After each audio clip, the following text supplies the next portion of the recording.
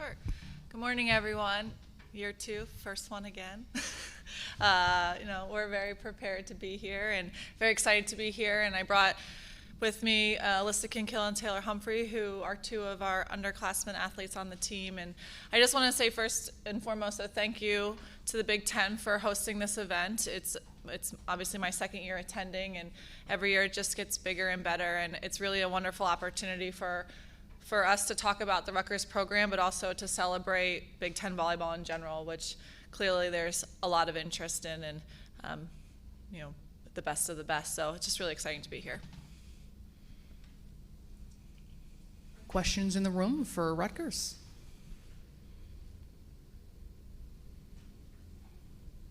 All right, I'll start things off, Coach. Last year you had 8 newcomers that you were incorporating. What does that look like this year as you continue to try and take a step forward in the Big Ten? We did 5 more. Actually 6 newcomers this year. 5 true freshmen transfer.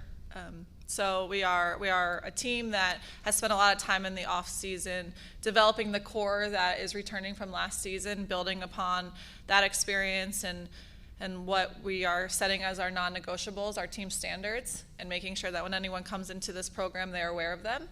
And that allows for the transition into whenever we add new faces, which we'll do every year. And for every year in the program, we will add new people. So it's really important to make sure that those core values are established and set, and that the team is really aligned with what the vision is for not only this year, but the program moving forward over the next several years. Daniel Gilman, 6 rotations. Coach, what was one thing that was an unexpected change or something that you went through here going into your second off season that you didn't necessarily expect, whether it be with Rutgers or doing Big Ten volleyball, either media or inside the team? Didn't expect. I think it's really important to recognize I had an idea of what was necessary from a training standpoint, and also from a mental side of the game, so to speak, right, of how to develop that, how to train that in the off season. But I think really being able to pivot to those ideas for a team that was maybe in their first spring or maybe only in their second spring or even a true first spring, right, having the ability to train from start to finish, it did change kind of the way that I was approaching practices and how we were looking at personal development, not only on court, but also just in the mental space. So we spent a lot of time this spring talking.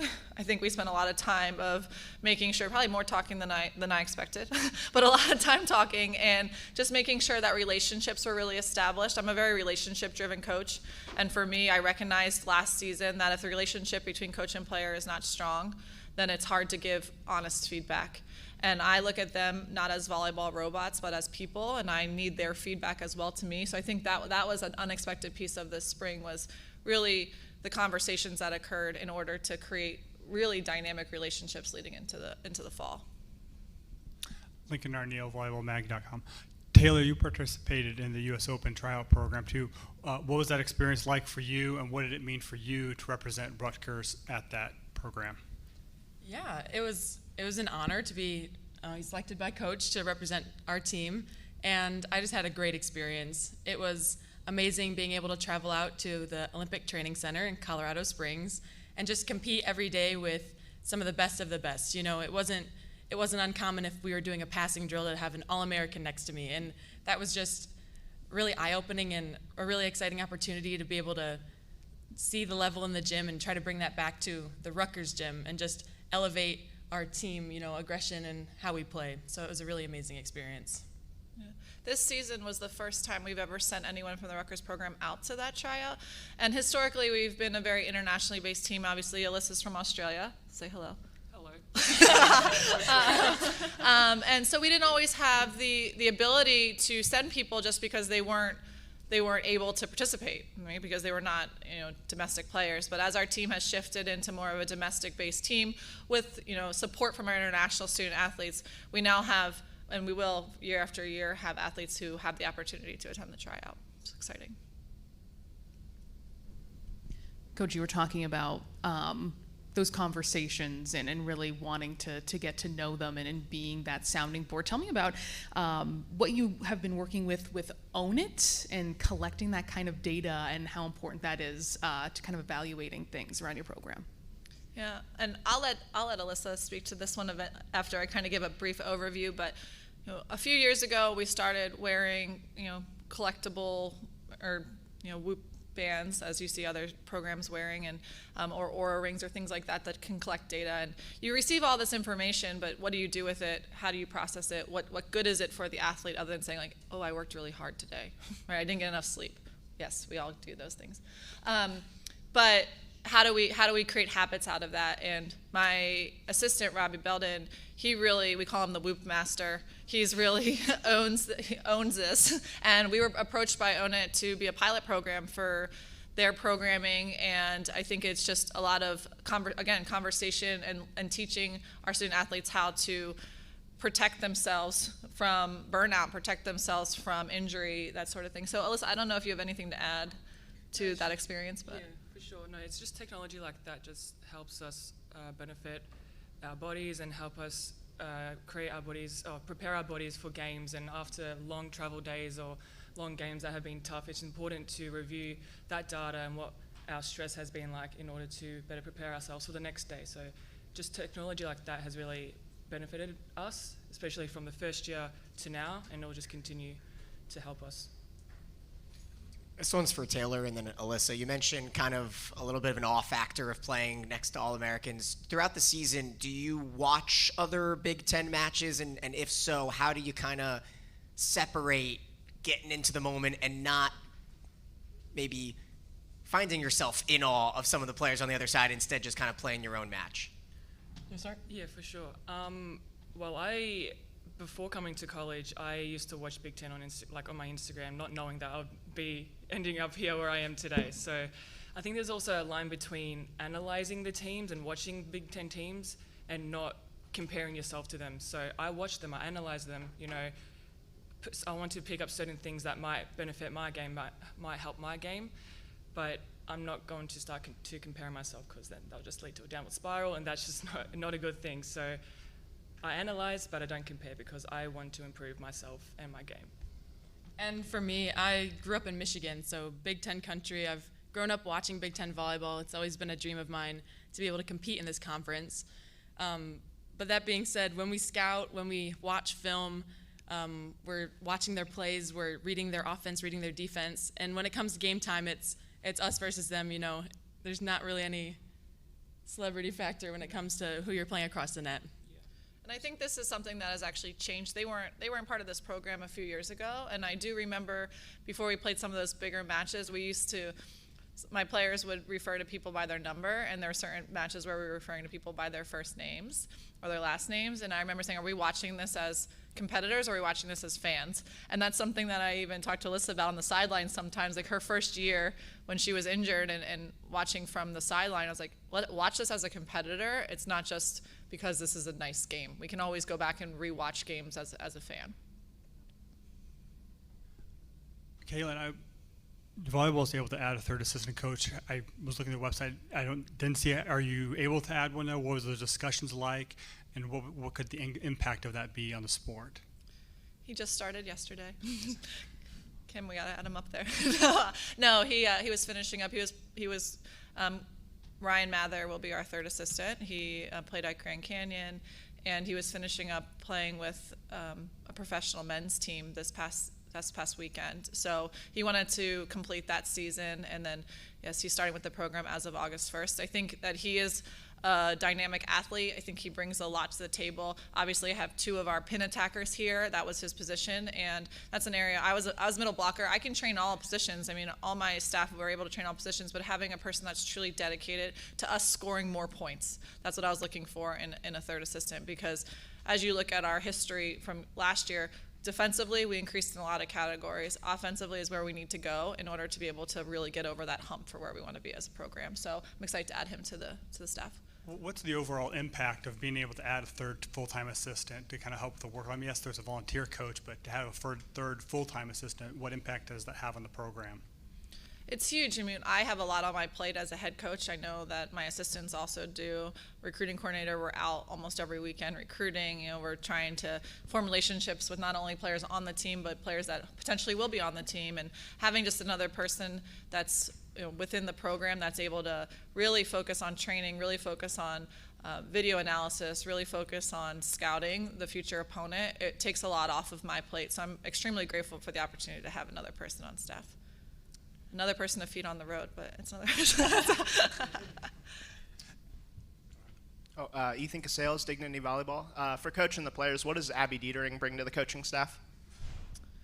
Yeah, Abby obviously has the experience of playing in the Big Ten. She played in the Final Four. She played for a historically successful program, and I think last year we used her as our model. We were a very, very young team. We were growing in leadership, and I think a lot of the questions were, how do I be a leader? What am I supposed to do? How do we hold each other accountable? And her having been there and done that in a way that was successful, I think was a wonderful model for this team. And she's an excellent recruiter. She has great relationships with a lot of the top clubs in the country. And she's really allowed me to grow in my confidence as a head coach by saying, you're capable, you can do this. And it's hard to be a head coach at this level. It is. There's days where you feel really, really good about what you're doing, and there's days where you question a lot of things. And having someone that played at that high level who wanted to be part of my staff is really inspiring. And I'm very grateful for her to be a part of it. But obviously you guys coached by her. She's tough. No, she can be tough. She brings a lot of energy Yeah. all the time, which is great, and it's needed definitely on days when, it's a little lighter in the gym. But from a leadership standpoint, I had the privilege of having many conversations with her just about how we want to go about, bringing this program to another level. And she has amazing experience at Penn State, and it was fun to pick her brain and try to find, all right, what's Rutgers' system? How do we want to, move forward as a program? Absolutely. Just to add on to that, obviously we've got two amazing coaches, Caitlin and Robbie, but Abby is also recently just graduated, so she's still very active in our team. She's very competitive, so she does join in our games, so she adds that Penn State mentality and intensity to our game, which also helps boost our game and better understand volleyball as a game. Bremen Kesey, Bucky's fifth quarter. You were talking about kind of building a different kind of culture and kind of building up sort of previously you might have been looking across the net and sort of knowing who they are, and now it's like kind of getting the competitive nature. With that kind of being said, what are the kind of expectations for this season to kind of keep growing the program and sort of the culture of the team and players for you? Talked about integrating a lot of different players and new faces. What is that like for you as a player to kind of uphold them to that culture? Yeah. Do you want me to go first? Or you Sure. Want? Okay. When I took this position, I had a very clear vision for the process that it was going to take in order to build this program into something that's sustainably successful. And I fortunately had the opportunity to do that with another institution, so I was comfortable in that process. And we're headed into our fourth season, and I think we're right in line with where my expectations were. The major humps that I want to get over are we need to be above 500. That's something that is really, really important for this program. So obviously that's difficult to do in such a challenging conference. So looking at the non-conference slate, making sure that we're not only prepared to play against Big Ten opponents, but also going into the Big Ten season with a significant win-loss record is important. And I think that making sure that, again, we grow in our leadership potential, we grow in just on all the things that we've already experienced. But we talk about this a lot as a team. And I think in the past, we were seen as a victim. Rutgers volleyball is just something that, is an easy win for a lot of programs. And I think that this first couple of years, it's hard to get over that. And I truly believe that we are at the point now where, we might be the underdog, but we're no longer the victim. We are 100% going in with this gritty underdog mentality this year, and that's something that I see in our gym every single day. So sure, you can talk about competitiveness and you can talk about, but it is within them. This team all the players on this team bought into my vision, bought into the desire to be the first to put the banners on the wall, to be the first to really make a name for themselves, and no one's going to even think about what Rutgers volleyball was 10 years ago once they start seeing these girls out on the court.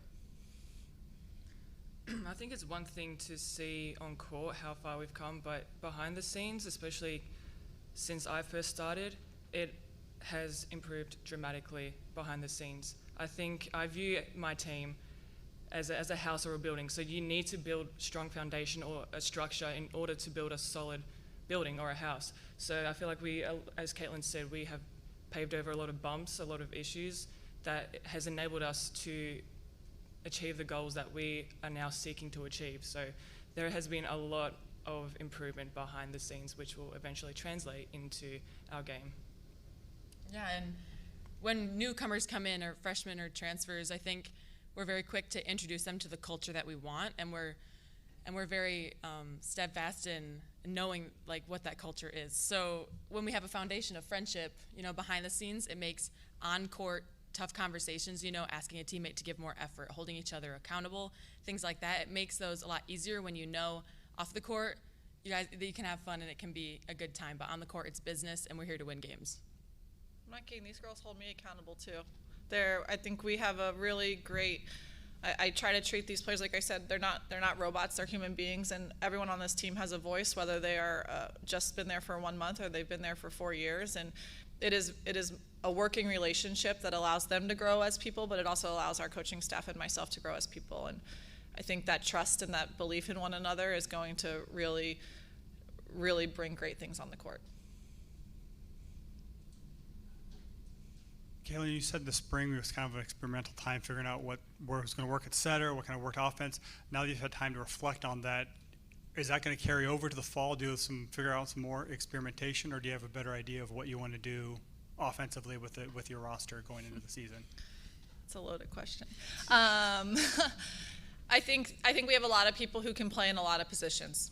I do. I think we have a lot of options. In the past, historically, we might not have had as many options. There was a pretty clear person or persons that were going to play in specific positions. I think the competition in the gym is higher than ever before. I think that we have the ability to sub people in and out more than we ever had before. So I'm excited about all the potential. I mean, obviously as a coach, you have ideas of what offense you're most comfortable running. I've never run a 6-2 as a coach. I've only ever run a 5-1, but we have 3 setters on the roster this year. We have multiple really solid pins. We might be in a 6-2. I don't know, but that's what preseason's for. And unfortunately, we're not allowed to be in there in the summertime as head coaches, so a lot of it's just them saying, like, we look good.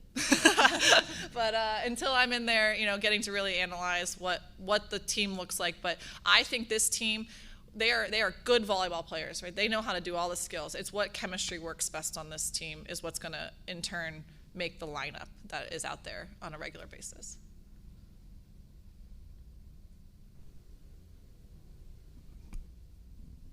There's a lot of attention on June 15th as kind of a recruiting date. I mean, what does that look like for you, and what are your thoughts on that as a starting date for recruiting after a prospect's sophomore year in general? I was in Naples this year on June 15th, so that was nice. It's a busy day. I think it's a lot of, June 15th is the start date, but there's a lot of work that leads into June 15th. So behind the scenes, you're making a ton of phone calls to recruiting coordinators, other people, just kind of figuring out where potential interest lies on an athlete, or what could be a good fit for your program. So you want to make sure that your list is not expansive. There's only a certain number of athletes in each recruiting class that can play at this level, and that's just the reality of the situation. And they're wanted by every top program within the country and every mid-major program. Everyone's going after these athletes. I can't even imagine. I think I talked to a defensive specialist this year on June 15th who had 92 phone calls on the first day, right? So I do think we need to keep thinking about this process. Is it best for the student athlete? Is it best for the coaching staff? How do we make sure that we are authentically creating relationships that allow for best decisions to be made and best practices? And the opportunity to have multiple official visits, I think that's huge, but there's a lot of pressure on recruits in order to get everything done, and camps and club and high school and all this stuff. And Alissa went through a different process, but Taylor went through it, and it's tough. So the more that we can allow for visits in line with conversations, I think that's important. Any more questions for the Scarlet Knights? All right, good. That's all the time we have anyway. So thank you guys very much. Good luck this season. Thank you all very much. Thank you. Yeah, sure. Well, one, I'm thrilled to be here. I think last year at this time we weren't really sure what this event was going to be like, and it's cool to see the Big Ten is not just trying to pull it off, but doing it a second time and trying to make it a little bit better than last year. So we're excited to be here. I think we've had a really unique spring. We finished up the year with a couple of significant wins and kind of launched ourselves into getting ready for this season, we were able to add 2 transfers that joined us in January, and then kind of parlayed that into getting a new assistant coach who brought a little bit more of a men's game side of the view of the game, I should say. And then we're able to go on a foreign tour and train for 10 days and check out Europe for almost 2 weeks. So we've had a lot going on since we finished up the Big Ten schedule, and now excited to get rolling here in a few days. Questions for the Terrapins? Coach, I first want to follow up on what you said, Sure. not only the importance of that rule, adding that third coach, but what you were talking about with adding that men's game dynamic and the impact of that. Yeah, well, I should give a shout out to Coach Keegan Cook. He gave me the insight on a really good assistant coach. His name is Ryan Ammerman. He played on the men's national team for a number of years. He was coaching at UC Irvine recently and wanted to finish up his commitment to them. So he wasn't able to join us until probably early into May. But it's been great to have him just kind of look at what we've been doing and what he kind of views the game at. He's worked both from the club side, he's done youth development, he's coached players that have gone on to play on the national team. So it's been really nice to have just a new perspective. It was great once he got there. I kind of let him and Becca, our other assistant coach, really run our training to get ready for Europe, and it was cool to see those guys just look at the different opinions and styles. And practice was very, very different, and I think I learned a lot from it. So thrilled to have them. Love where our staff is right now, and just can't wait to get ready for our first practice. Daniel Gilman, 6 rotations. Coach, your preseason schedule is certainly a unique one. 2 separate trips down to Florida and a couple teams that you wouldn't necessarily assume that you would schedule. What's the makeup? I know you're a really analytical coach. How did you build that? What's the mindset behind making your pre-conference schedule? Yeah, scheduling right now is a nightmare. I'll put it at that. The nice thing is that there's more flexibility with the number of days you can play. So you start seeing people breaking out and playing maybe only twice a weekend or trying to do some midweeks. For us, we know that we need to do as much damage as we can in the non-conference slate. So we really wanted to try to get to 12 matches and see, what wins we could put together. Realistically, a couple of those trips, you get 2 teams that are committed to it, and you're trying to find a fourth, and I felt like it was a juggling act. And especially when you're not the host, you really don't have as much to decide on that. So we wanted to go, we returned trip to Florida Gulf Coast as they came to us last year. Miami was unique. We were looking for a team that was going to host that had someone who had been in the tournament. Miami returns a lot. We're not looking past FIU playing that first day, but realistically, it just felt like we've got a lot of experience coming back and want to kind of test ourselves early. Lincoln Arneal, Volleyball Mag. You mentioned Ryan's replacing AJ. Are you adding a third assistant coach? Yeah, our director of ops is technically probably our third assistant. He's actually with the U.S. team right now, the U19s over in Croatia. He's unique. He's a brilliant guy. He really wants to be a sports administrator. I keep trying to draw him back into the volleyball side of things. So he'll be filling that role for us. So there will be double duty. He's triple duty. He's working with our softball program. He helps with our administration. He does pretty much everything for us. Did you have to negotiate with administration to get that position, that third coaching position, or what was that discussion like to be able to have a third assistant coach? Yeah, I think he's been there almost as long as I have. He got there in 2018, so he's going on year 6, and so he's built a really good rapport within the athletic department. I think they were open to building this hybrid role for him, and so we're fortunate to have him. And it's like I said, I couldn't be more thrilled where the staff is. Bremen Kesey, Bucky's 5th quarter. This is for Sam and Sydney. You guys have been a part of some big, obviously, wins and changes for the Terrapins. I remember, 2021 covering the Badgers and you guys winning in 5 sets and that being a huge deal, especially as went on to, you were able to say you beat a national champion and last year had 2 big wins as well over top 10 teams. I guess how do you kind of use the sort of momentum of sort of those games and know in those matches that you can win and kind of keep the consistency? What do you kind of look to build, especially with those kinds of big match experiences? Yeah, I think we've spent 3 years already rebuilding this program, and so each year that I've been here, there's been one more upset, and so now I think that just gives us a lot of confidence going into this next season. It's like, well, we can play with anybody at any time, and so it gives us a lot of confidence going into it, and I just think they're so fun to play. I mean, the atmospheres that we get to play in also contribute a lot. I mean, the one against Wisconsin, our fans were going crazy, and they were a huge factor to that. Yeah, I think obviously they're really exciting to be a part of a growing program. These big, like, landmark upsets are super exciting to be a part of, but although they show us that we can do it, I think it's also more about the losses to know, like, we still have to get consistent in doing that. We're able to now, but consistency is really the next big leap for us to make, and I think it's more about our losses that show us, like, what the little things you have to change to get there.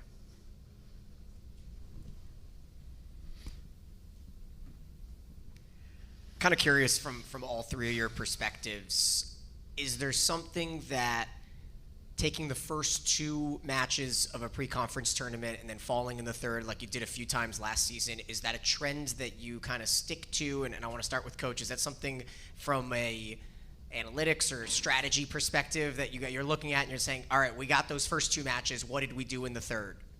Yeah, I mean, I think the one thing that this group has probably more than I've probably ever been at Maryland is depth, and so we have put that in consideration. You know, I think we have some positions where, you know, we've got people that can contribute in different ways, and so I'm excited to be able to use that a little bit in preseason. It's just such a huge, whatever you can do in the non-conference basically dictates how much damage you got to do in the Big Ten. And the Big Ten is only getting tougher next year. You know, adding USC and UCLA, we realized that we got to put a huge emphasis on starting the season well. So that's been one thing that was really nice to be able to see in the spring, is giving people some chances to see what they could produce, bringing in our freshmen and kind of seeing what they can produce. You know, we've been consistent that we've had a lot of people, you know, make impacts in a lot of ways. So I'm hoping that could be a big advantage for us in preseason. I think we always want to win, right? And so that is why we have these preseason games, so we can learn a lot about ourselves before the Big Ten conference starts. So when we drop a game like that, that's why we have film, learn about what we did wrong, how we can get better, so that we're really prepared for the big stage on this Big Ten league. Yeah, I mean, the third game is typically going to be the more challenging one in those conference series. It's where you play the higher seeded team in that tournament. So it is probably the biggest opportunity for us to learn from, especially if we have like younger kids filling in those roles early in preseason. So I think it's just good experience for them to learn from to take into the season, but hopefully this year it doesn't carry into. It was interesting. That's kind of how we finished the year too. I think we were 0-4 going into our last match against Indiana in 5 gamers. And the window or trying to have a successful season can be the difference in winning 4 of those games versus going 0-4. But we were able to cap it with a win at Indiana in 5, and I thought that was a great way for us to finish the year.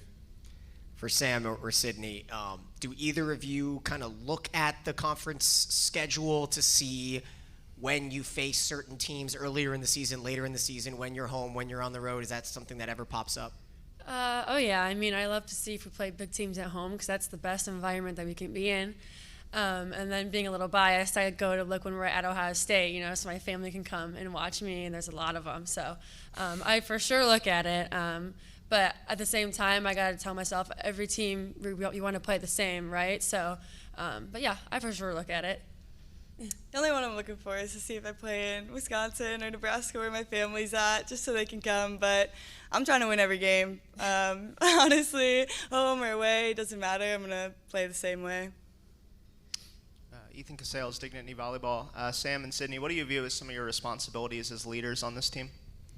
For me, I want to be kind of an example to the freshmen and showing that you can be comfortable in uncomfortable situations, kind of teach them the standard of our team and about our culture. I mean, we do values every single year because someone might value something different than the person before. So I really want to kind of tell them about our program and what we expect from them. And I mean, right away, they're all on board. So that's kind of what I hope to give to them.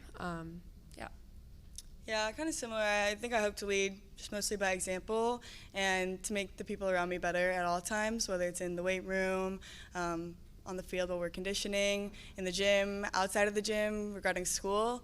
My goal is to just push everybody, the person next to me, and make sure I'm taking them with me as I'm pushing myself. The block's been a big part of Maryland's identity. You lose Rainelle Jones, Anastasia's back. How do you look to kind of continue that tradition of being a very physical, a big block team? Sam, we'll start with you. You're part of that, I guess. Yeah. I look at it as you just got to learn from the best. I mean, looking at Layla Ricks and Raina and Anastasia, I mean, I learn a lot from them just being there, and they tell me things that I need to fix, and I'm there. So just seeing how Rainelle and kind of her legacy that she left, I had a lot to learn from.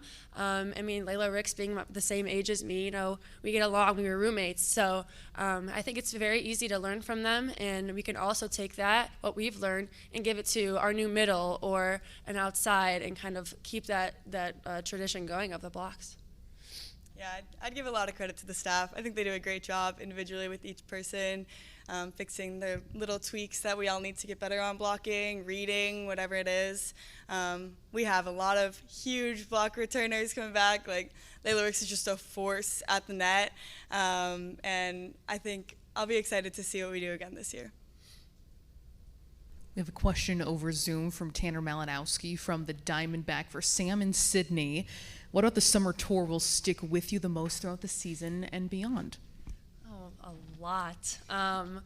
First of all, I think it was awesome just sightseeing and seeing everything because that's my first time to Europe in general, so it was quite the experience. And then just seeing the way that they play volleyball over there, it's a lot different. They have a higher IQ, it seems like. And so I was able to bring a lot of their game into my game, at least I hope. So I think that was a big part of what I'm going to bring back. And then just the experience. I mean, we went cliff jumping off of like a 60-foot cliff. I mean, I'm not going to forget that. There's video too, so I always can rewatch it. So lots of things I can bring back from that trip. Yeah, I think the team bond is probably the biggest one, having the freshmen there, really doing these huge experiences like cliff jumping together or riding down the Alpine Swiss slide. I think those are some bonding moments, that really knit you close together. So I'm excited to see how that meshes us on the court too. Coach, how did your experience at Penn State positively impact you, and what are your thoughts on the job Katie Schumacher-Cawley's done so far? Yeah, one of the best things that Coach Rose taught me, and he is uniquely him, and that was the big takeaway that he wanted to make sure that I took with me. You're not trying to replicate me. You're not trying to replicate what we've done at Penn State. You're trying to find your own path, find your way, and let you be confident in who you are. And so I have him in the back of my mind at all times when I make decisions, and that reminds me that I shouldn't just use my past to make the decision, because that's how we did it in the past. And I think blocking is a great example of that. We had a different style in how we played and prepared for matches at Penn State, and obviously had a huge amount of success while I was there. But we tried to institute that a little bit at Maryland, and it wasn't having the same success, and we literally turned 180 and tried a whole different strategy. But that strategy is kind of what I'm into, numbers and analytics and details. And so that probably what sticks with me the most is just Russ always telling you, hey, you got to be uniquely you and be very confident in who you are. And I admire Katie. I'm sure that challenge is hard for her. She's probably gotten that same feedback from Coach Rose, and for her to have to chart her own path after that is a really tremendous challenge. So.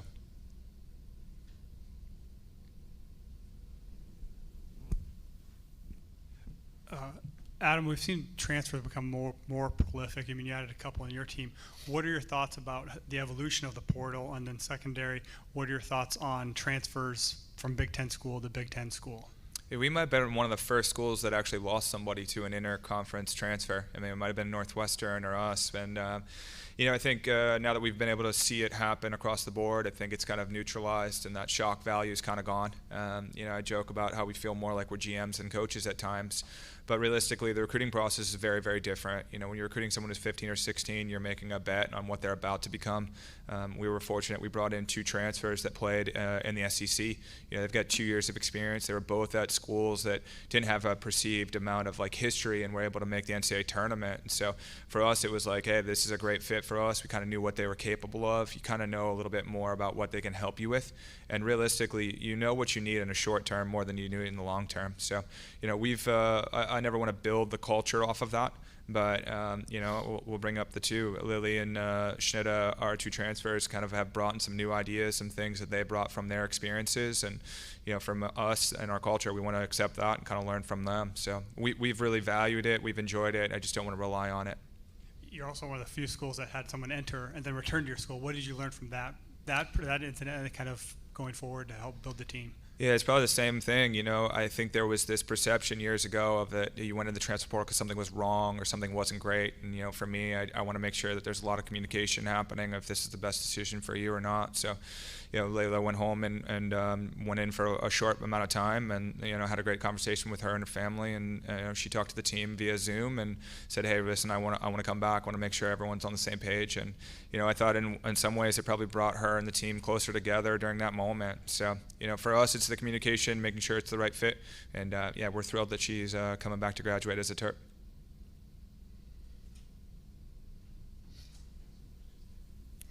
I guess for the players, what was that conversation? I mean, when Layla Zoomed y'all, what was that conversation like? And I imagine you welcomed her back with open arms. So what was the conversation to have her come back? Yeah, well, importantly, I think she was very vulnerable, you know, and we also, we don't know what went on in her life, you know. She's far from home, so, and I get that, it's tough. So we kind of heard her story, and we understood where she was coming from, and we respect that she was able to do that in front of us, and so I think it grew our friendship a tremendous amount. Yeah, we love Layla. She's great. And I think we all understood that it took a lot of vulnerability for her to do that, to get on a Zoom with the team and be like, would you welcome me back almost? That's not an easy thing to do, but we all welcomed her with open arms, and not a thing changed. We're so happy she's back. For the players, what does it mean to you to be a role model for the next generation, and what's it like interacting with them in summer camps and after matches? Well, I think it's crazy because that was me like 5 years ago, and now I'm here. But just interacting with, you know, the young kids at camp, they're so fun to be around, and it's just a break from kind of everything. You know, we get to teach them things, the simple things, the more complex things, and you get to make a little, you know, friendships with kids who want to be like you one day, and it's inspiring. I mean, to know that was me one time, and here I am. It's just kind of proof to them that it can happen. So. Yeah, I feel the same. It's like a little surreal when little kids are like DMing me or things like that. I'm like, oh, that was me. Like, that's so cute. It's so sweet of them. And they have no idea how I feel. Like, they're probably so scared to talk to me or things like that. But just them coming up to me, I'm like, oh, like, this is amazing. It's something. I was in the same spot as them just 5 years ago. It's like crazy to think that I'm right here now. More questions for the Terrapins? All right, we'll say goodbye. Thank you guys very much. Good luck. Thank you. Thank you. Okay. Are we ready to go? Yeah. No? Okay, thanks. No, I just want to thank the Big Ten, Grace, Sue, my guy Nor over there, for all their support. And, you know, the Big Ten is special, and we're super proud to be a part of it. But the support that this conference has for volleyball is unmatched, and we're so excited for the season.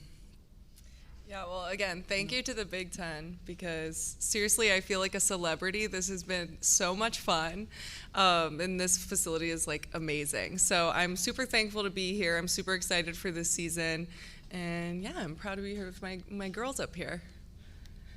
What she said.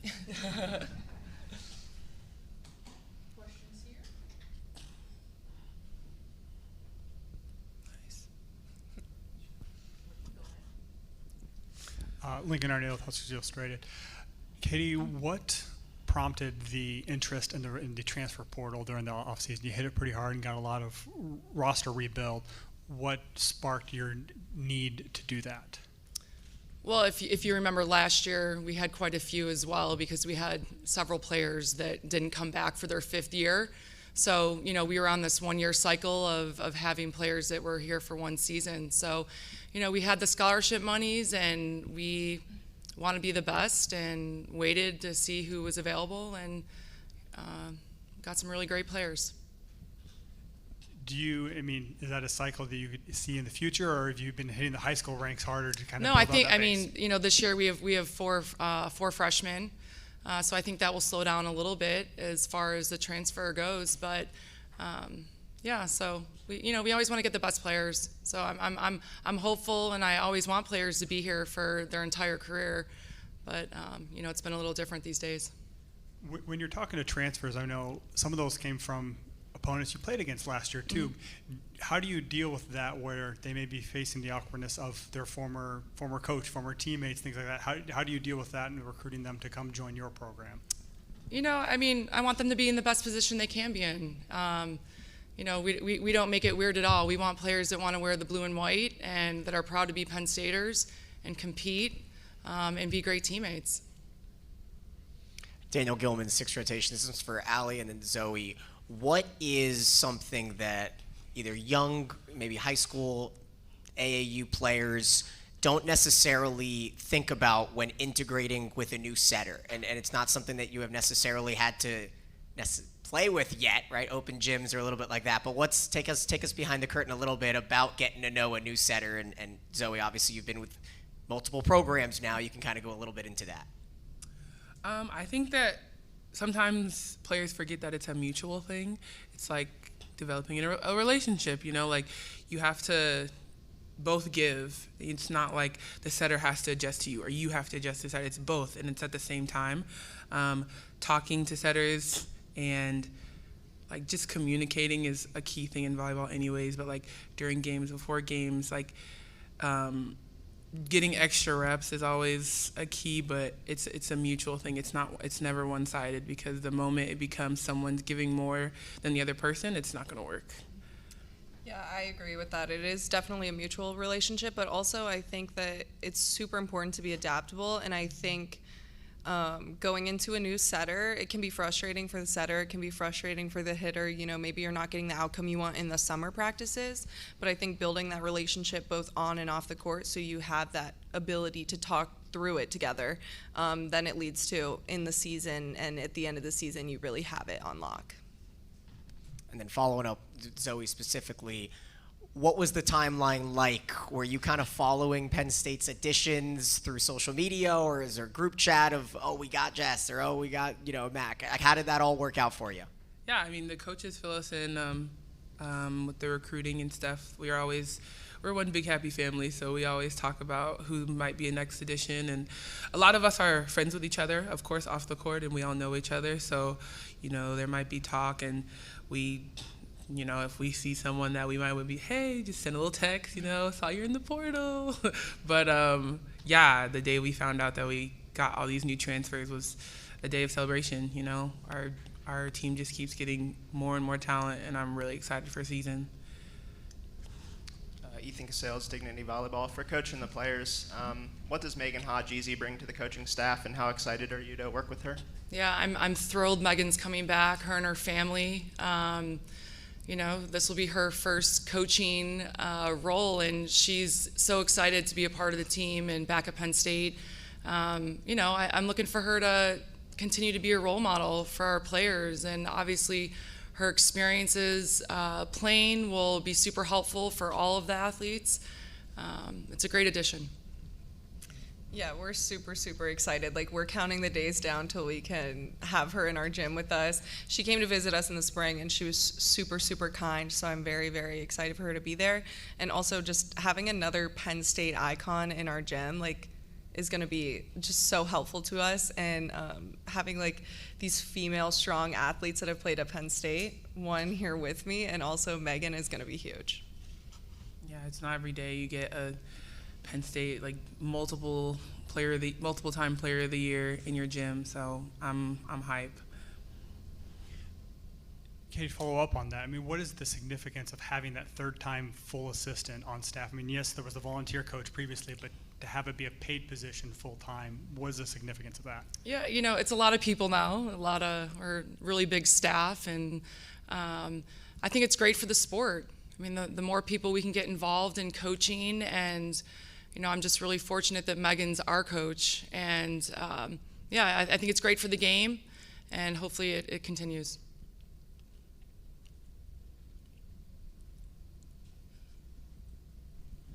Coach, going into year 2, is there a process for you in just continuing to put your stamp on this program, and what year 2 is and how it's different than stepping in year 1, even making the NCAA tournament, the only first-year head coach to do that last year?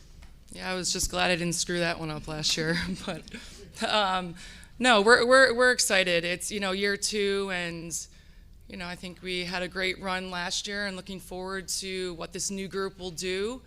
The conference is super competitive and we're opening up with a really tough tournament. So we'll see what we got right away.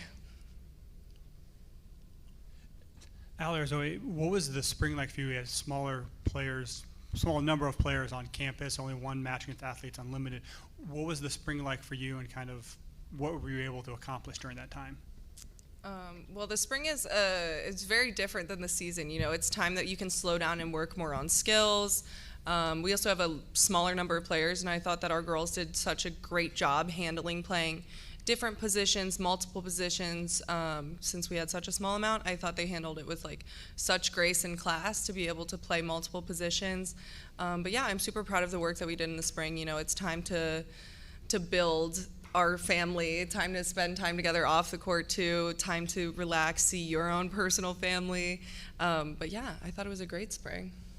Yeah, this was my first spring season because of COVID, transfer portal, all that stuff. So it was hard. I was, definitely whipped into shape, I think. And we did a lot of things for such a small amount of people. I was glad that I got a chance to really mesh with my teammates. Because, when you're thrown into season, it's just fast. I mean, luckily we had a great group last year, but getting to actually slow it down, break things down in the gym, have more time off the court to spend with each other, and really focus on school. I think it was great to finally get that. But I think that with the people coming in, it's also a big adjustment because now there's 10 more people than there was in the spring. But I'm just grateful it happened.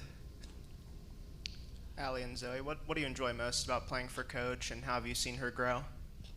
Oh my God. I can go first. Okay. I love answering this. I love Katie. I mean, she's definitely a mom to us. So I think it's really easy to work with her in the gym because she played in that gym.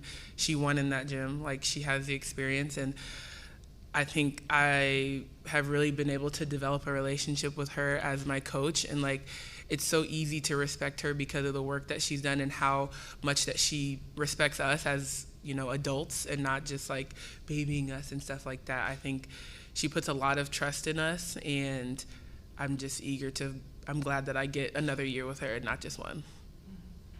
Yeah, I mean, I agree with everything that Zoe said. On the court, she's keeping us accountable, but there's a mutual respect. And also playing for a Penn State legend, of course. But off the court too, I know she always has my back. I know I could go to her with anything. She's usually my first call, other than my parents, if I need advice for anything. So I know that she's got my back off the court, and she really just has a personal relationship with every single staff member and every single player, which is huge. So sweet. And for the players, what's something you know now as seniors that you didn't as freshmen, and what advice would you have for the newcomers? Ooh. A good one. Okay. Well, this is going to be kind of a cheesy answer, but stretching and icing freshman year, you think that you don't need it every day, and then you get to be a senior and you're dang, I really should have done that a little bit more. It's a long season. I remember freshman year, I would be extra work, jumping, all these, this, and it's okay, you got to take a breath. We have a long season ahead of us. So I think taking care of your body is something that I would go back in time and do more of. Yeah, I would say more so off the court. For me, the type of person I am, it's probably asking for help. I'm pretty independent, so I try and take on a lot of things that there are probably people that are, employed for that. But yeah, I think as a freshman, I wish I could tell myself to not try and pile up everything on my own shoulders and ask for help sometimes, because we have a big, especially at Penn State, we have a really, really big support system. So, yeah. Allie, you've seen a lot of new players come in the past 2 years too. How do you work to integrate them into the team culture and keep that consistent as many of the faces are changing throughout the last couple of years? Well, I think it all starts really on their visit and them deciding if they want to come to Penn State. You know, they know what they're getting themselves into. They know that we're competitive. They know that we work hard, but also we make it very apparent that our team culture is a family. So when they come, again, like Zoe said, a lot of these transfers we know from playing against them from youth camps when we were younger. So I think really communicating to them on their visit, and then as soon as they're part of our team, they're part of our team. So I think that we've spent so much time together off the court this summer that we're going to be able to really build that onto the court. And Zoe, a lot of these players were in your shoes where you were a year ago. What advice would you give the transfers coming into the program and how to integrate and be part of the culture? Honestly, once they come into the program, there's not really much we need to tell them. When they're on their visits, we don't, try and sell. We tell them what it's like and let them know what they're getting into, because, if you're on your visit, I want you to know as a transfer, what this program's all about. So if you choose and you get here, you're part of the family. But I would just say that you just got to work hard in our program, and you'll be fine. Coach, is there an update on Taylor and having her, be potentially a full go for this season and having her back on the court with you guys? Yeah, Taylor worked her butt off this spring. She's healthy. She's a competitor, and she'll be ready to go, but I'm really happy for her.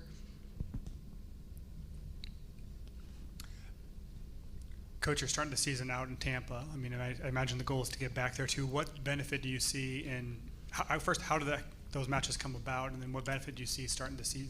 We were invited to that tournament, and I think it's a honor and a privilege to be a part of it with those other coaches and teams. It will be competitive right off the bat, and I think that's what this team will need, and we'll learn a lot very quickly in the season. So, and the goal would be to make it back down there in December. So we're looking forward to it. For the players, what are your thoughts on the Athletes Unlimited exhibition and your thoughts on the pro game in general in this country?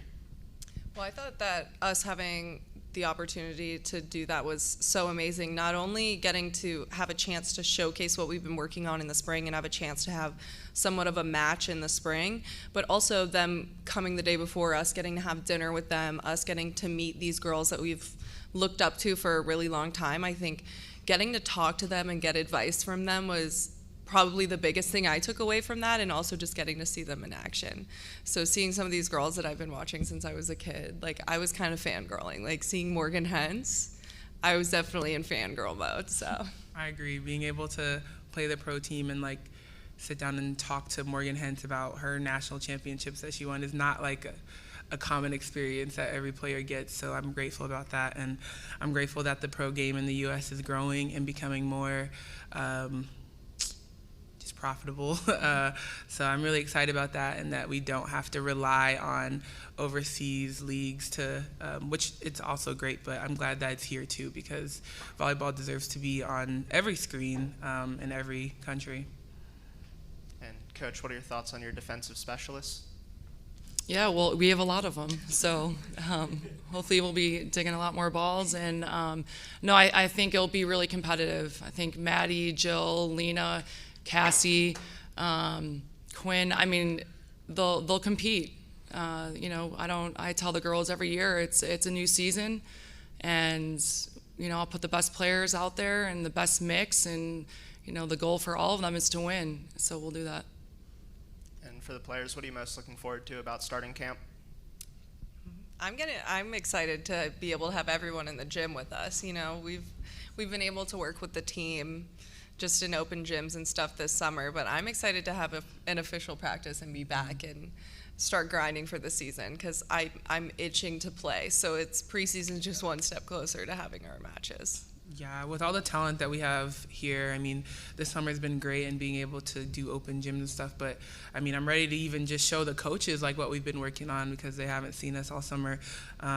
We have a lot of talent, so I feel like it's going to be great with a full gym, even bigger staff, and a big family just ready to work.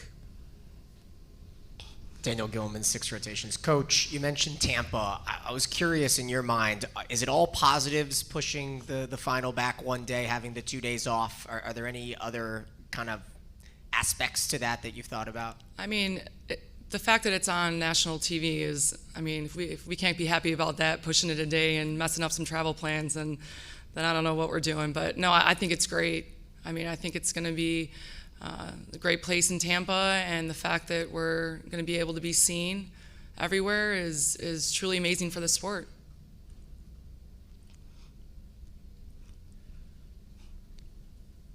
Any more questions for Penn State? All right, thank you guys very much. Good luck this season. Thank you. I forgot Josh. I think when we did this last year, there was a lot of excitement and enthusiasm. What you're hoping is that it would grow from that. And coming through this again of seeing that people found ways to make this even better, more epic. And we've got a lot of competitors, not just up here, but I think what we've seen is people that are involved in this sport at the conference level and at the network level are trying to top themselves, and I think we definitely have, and so just appreciative of the platform that we've got for us as a sport in this conference.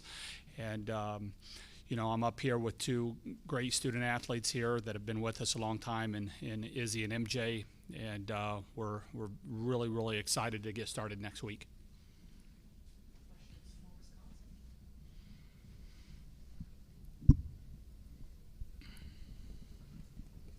Lincoln Arnell, Huskers Illustrated. You brought two setters here. Does that mean you're going to stick with the 6-2 system for this year? Yeah, there are setters, there are leaders, there are most experienced players, all of that. I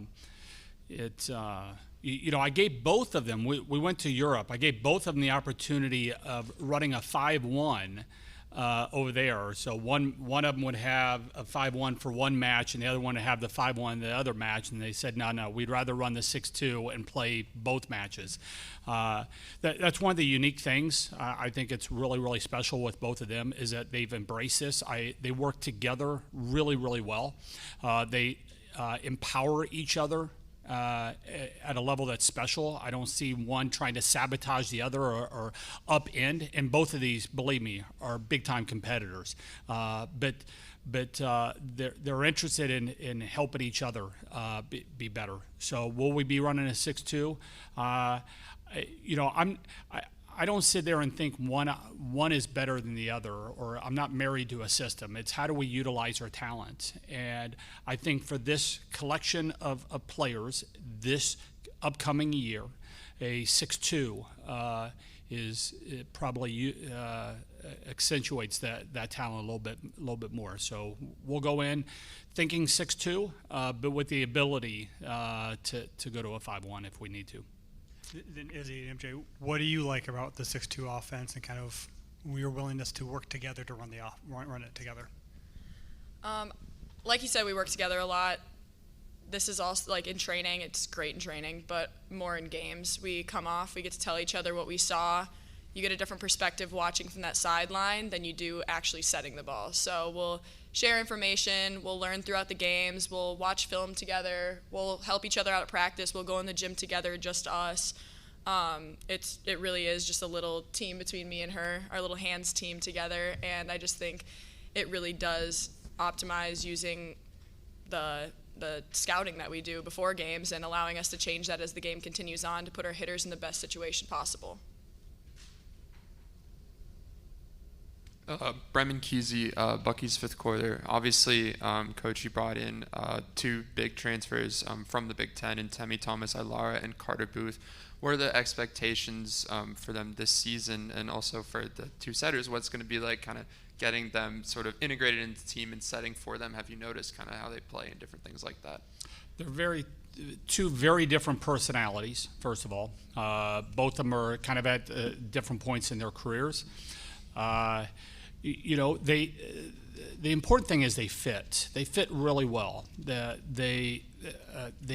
Both of them came in with very different personalities, and on day one, they were trying to carry their weight, if you will. I mean, they jumped in And Carter can be a little bit more boisterous, I would say. And it sounds like day one in the weight room, I'm announcing my presence with authority, with her voice, I would say. Timmy is probably I announce my presence with my authority with how I play. And it was certainly great to have her for a week with us in Europe. Both of them are extremely talented. Both of them are extremely driven. Both of them have really big goals in front of them, and they fit. They fit from a character standpoint, from a work ethic, from a hunger standpoint, and wanting to learn. And when you're going to take in transfers, that is more important than just chasing talent. It is somebody that is going to fit into the culture that you've established and want to be a part of that, hungry to be a part of it, and both of them are certainly that. I would just add to that, I think a big part of why they're able to fit so well is I think we do a great job of what you see is what you get. So they knew coming in, like, this is who we are, and every moment they saw us in Europe, day in, day out. They got to experience that. Like, that's something, we are who we are, and we're proud of the culture. And, there's no trying to fake anything, and I think their character just fits so well because they're passionate about the sport, they care about their teammates. They love the school and just appreciate the game. Pablo Iglesias, ABC 27 out of Madison, Izzy and MJ, just talking about last season's final loss. From that moment to today, what do you think were the biggest things that stuck out to you, and how has it motivated you heading into this season? I think one of the things that stuck out to me is just how much we can learn from that. I think a lot of times we're first to look at your immediate reaction is just like, I don't want to stop playing, we should have gone further, all of the things that could have happened differently during that game, and then you go back to the blueprint and the drawing board and you realize how many things you have to get better. Defense, serving, what did we do during that game? How did our systems look? Were we utilizing every single thing? Did we think about the scouting report? What were we seeing on that side of the net? And then from that point, for us, setting-wise, you think about, am I able to see what's on the other side of the net? Am I comfortable in those positions? What sort of mental training do we have to do? I think that's where a lot of our focus went, and I'm really excited because each year is an opportunity. Yeah, like she said, learning from that loss is a big thing for us, especially with how many returners we have. A lot of that group has been together since then. A lot of that group has gone on a European tour and played a lot of matches since then. So just growing as a team and learning from that is really just catapulting us into this next season. A lot of experience to show, but all that matters is this next journey. You got to kind of wipe it away and start again, and it's another season, another journey with a brand new group. Even if it's one or two new people, it's a brand new group, and it's a brand new journey to go through with this group. Michael McCleary, Wisconsin State Journal. Kelly, you got a couple players that are battling their way through injuries. Caroline, Sire, what's sort of their status, and on top of that, have you started to think of what that rotation of outside hitter is going to look like once Sire is back on the court? Sarah's going to have one heck of a story to tell of her journey to get back on the court this year. We'll have her on the court. We'll have her on the court pretty early because of the medical people around her, and her diligence and work ethic to get back is really impressive. She was before her I don't know what we call it, medical issue, I guess. She was playing probably better than anybody in our gym. She was having a great spring, And what I've seen is she's worked her way back to where she's pretty darn close to where she was prior to that. So Caroline, we're happy that the finger doesn't seem to be much of an issue. That was I think her hitting percentage dropped to almost 200 points from before her injury to after her injury. And she's a really driven, very talented player that I think we're going to be able to utilize. There was a lot of pain that she was playing in the end of the year. And you try to even sit her down in practice, even though she had a club on her hand. I learned pretty quick that was probably a bad decision on my part to have to deal with some of the consequences of her. I mean, it was, let's play, let's go. I can't hurt this anything anymore. And, but having her healthy, I think, is really important for us. And for Izzy and MJ, obviously, the transfer we mentioned earlier, Temi being on the team, I mean, what are some of your first impressions of the way that she swings and, just playing with her in general? I wanted Temi on our side of the net. I mean, after playing her for so many years, she's an absolute stud. She works as hard as she plays, off camera even. We see her work ethic right now, even in captain's practices, and we're just in the gym together. She really did just dive headfirst in right away with our group when we went to Europe, showing her personality, showing who she is. She's just a joy of a person and so much fun to play with, but more than anything, she's an aggressive player and she is somebody you want on your side. I think what says a lot about her is she raises the level of play of everybody around her. Whether, you're a hitter on the other side of the net, having to return after she's, putting the ball away like that, or defenders, blockers, and even just the way that she goes about working. Again, like Izzy said, on the court, in front of the cameras, and then when nobody else is looking, and then when she's going in the gym by herself, the way that she goes about things just increases the level of play of everybody. Had a follow-up question via Zoom for Coach. This is from Mark Stewart of the Milwaukee Journal-Sentinel. Just to be clear, to follow up about Sarah, do you anticipate her starting practice at all, just to clarify? Great question. She will be still to be determined. I guess there's still some things that when I get the green light, we're going. I would say, in her mind, the green light is flashing very strong. I would say. One more question from Mark over Zoom is what stands out to you about Devon's development this offseason? Oh, for me, Devon's.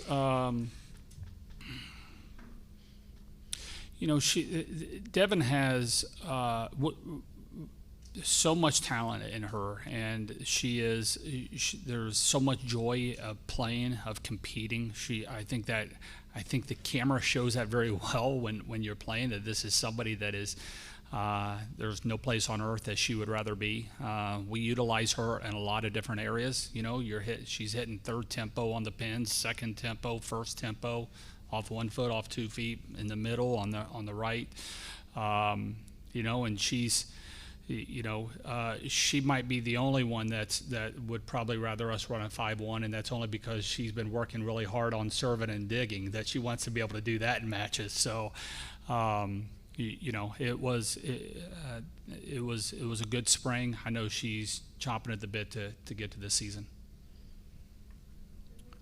Brent Wagner from the Lincoln Journal-Star for Izzy. I believe you were asked to speak at the event last night for the players and coaches. Just what was it like to be asked to do that, and what was the message you wanted to share? What was the main part of the message that you wanted to share with those people? Yeah, it was such an honor. Kelly called me last week and let me know. Right away, I was just thinking of the growth that I've seen even going into my 5th year here at Wisconsin, the growth of TV viewership, the growth of followers in volleyball, the fan or in-person attendance of fans. That was the main message, just the growth of our sport overall. It's been incredible, and it's still growing. Obviously, coming back here and having our 2nd media day is such a big step in the right direction. Having more games on TV this year than last year. Is just announced that it's 64 now. Being on Fox Sports for the first time, it is so incredible to be a part of volleyball and to experience that growth. But we just appreciate all of it so much, and we appreciate the people that put it on, and the media outlets that are helping us out, and the players voicing how much we need this. It's just been so incredible to be part of, and I just can't wait to see where this goes in the next few years.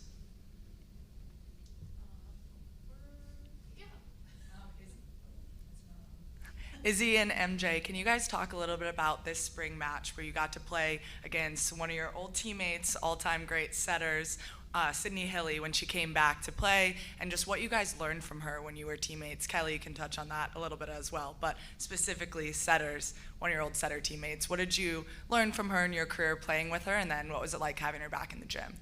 It was awesome to see Sid again. I grew up with Sid at the same high school, played basketball, played volleyball, played with her younger sister. Our parents taught together, so I've known her basically my whole life. She helped me out with recruiting a lot. She's always somebody I can reach out to as like a big sister, and so that was so incredible to have for a couple of years here at Wisconsin, but more than anything, she stayed connected after.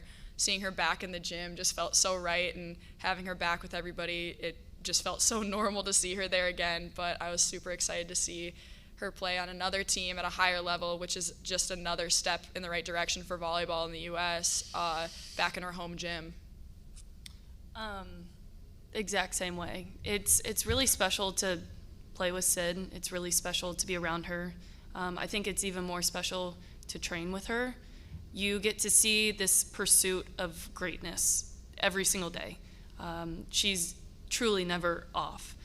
She's never taking a rep off. She's never taking a moment off. She's always pursuing how she can be her best and how she can make other people be her best, or be their best, sorry. And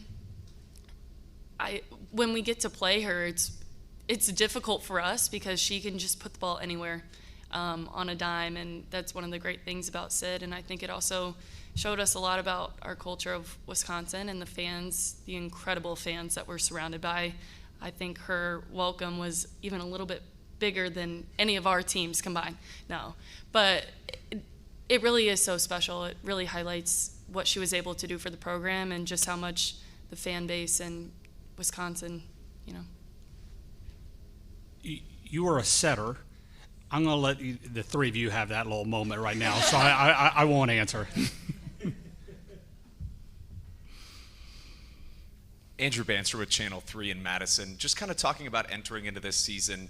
I'm interested to see how maybe your mentality might be any different or the same. You come off a national championship and entering that year, then you come close but not quite with your, the ultimate goal, I would imagine. Kind of how does that mindset change? Does it leave you hungrier? Does having won the national championship and been through a season kind of prepare you better to go through this year? And kind of what do you think about that? I wouldn't say hungrier. I think every season we start off with expectations we want to win. We want to play at our best and we want to win. It's just about getting to the point of where we can play our best, and the end of the season will come when it does, but it's working every single day. It's not just turning it on for the tournament. You've seen that the last few years from us. It's a growth throughout the season that we're expecting out of each other, and it's pushing each other every single day, but the journey is more important than the ending. Like Izzy said, the journey is it's so important. If you're only motivated by the one game at the end of the year, then you're going to miss all the really important moments along the way. And that's what really prepares you. I think that's what's so incredible about the Big Ten is every single night you are getting battle tested. You're going to these really difficult, really amazing environments to play in. You're playing against these really, really good teams, and you're learning a lot about yourself along the way so that you're not just, like Izzy said, turning it on for the moment. There's your sound bite. Time for two more questions, one here, and then I have one over Zoom. For any of the three of you, obviously there's been a lot of talk about the growth of the sport, and there was a lot of talk yesterday about volleyball matches in football stadiums, and I was wondering if you would like to see that replicated in Madison, even if it's after you graduate or sometime in the next couple of years. There's been no discussion of having something in Camp Randall. I'm excited. I've talked quite a bit about it. It's not to brush it aside. I'm really excited for not just Nebraska and Omaha and everybody in that state. I'm excited about our sport. I'm excited about women's sport. I'm excited about sport in general. You know, I mean, that's a number that it shouldn't just be people that are excited about women's sports. I mean, that's a big deal no matter where you're at. And so I'm hoping the weather is cooperative. I'm hoping everybody is you know, playing at their absolute best, and they're putting on a show that further reaches people that might not follow the sport as closely as what everybody in this room does. I'm going to squeeze in one last question for Kelly. This is from Jeff Day from the Minneapolis Star-Tribune. Related to that is just how excited are you to see Big Ten volleyball on Fox after the NFL? The fact that it's Gopher Badgers and it's after Packers Vikings. Yeah, it's about time. You know, it's kind of what took us so long to do that. But it's also exciting. I think. I don't think in person there's a better sport to watch in person. I think for a long time we've had been a challenging sport to show on TV for a lot of different reasons, and I think cameras have been able to show some of the touches and the close plays. I think we've gotten better with behind the cameras of being able to stay on the right things, and I think our announcers have gotten dramatically better, and so I think we are on the verge of just blowing this up in a really good way. I think this is, people are going to be able to see the sport that haven't been focused on it much, and they're going to see possibility. And I think we're just on the cusp of being able to, where there's going to be a lot more of that. Before we let the Badgers go, Diane, we're giving a shout out to you. Yes, it continues no matter how uncomfortable you are. Diane Nordstrom, Associate Director of Brand Communications at Wisconsin, retiring after this volleyball season after 31 years. She is a College Sports Communicators Hall of Fame. Journalists could not do their job. Broadcasters could not do our job without you. Congratulations and thank you for spreading the word of this program.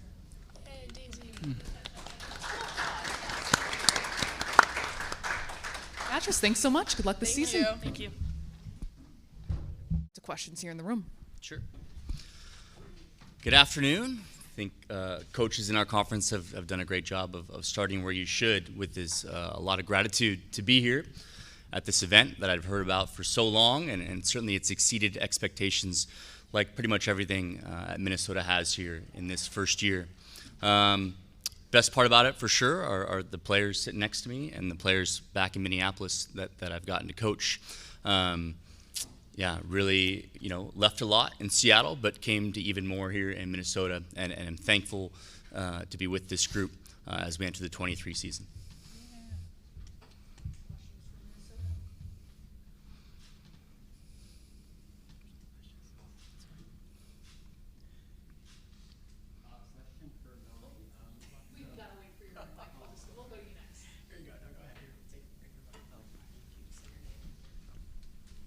Hi, I'm Alex from the Minnesota Daily. Question from Melanie Shaffmaster. When Hugh McCutcheon announced that he would be stepping down, did transferring ever cross your mind? It did not. I committed to Minnesota a very long time ago now that I think about it, considering I'm old somehow. It never did. I think the coaching staff was a big part of me coming to Minnesota, and I think the other big part was the community and the people I'd surrounded myself with. So since I've been here for 3 years, and the people I've grown close to, there was never a thought in my mind of leaving Minnesota, no. Daniel Gilman, 6 rotations. Coach, when making the move and kind of setting everything up for Big Ten volleyball, what was one thing that you didn't expect at all that has now put on your plate that's different from being a Pac-12 coach that's now a Big Ten coach? Interesting. Yeah, Kelly Sheffield's phone calls all the time. No, I think that was part of my AVCA role.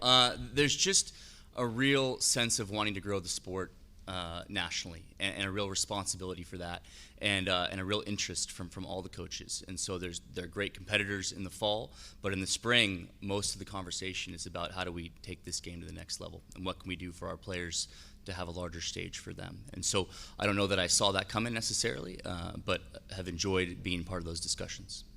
And then for Taylor, What's the process like to try to get players once you see them in the portal? Are you reaching out to them on Instagram, especially ones inside the Big Ten? And then when the trips happen, how does it all from behind the curtains? Give us a little bit of enlightenment in the recruiting process from a player. I think usually like during the fall we kind of just focus on season, and then also in the spring we don't really worry about that too much. But if we have to, we just take a phone call with them or just give them a little FaceTime and let them know and just be completely brutally honest how Minnesota is, so they can kind of get an idea from an athlete standpoint, and then they can make their decision from there.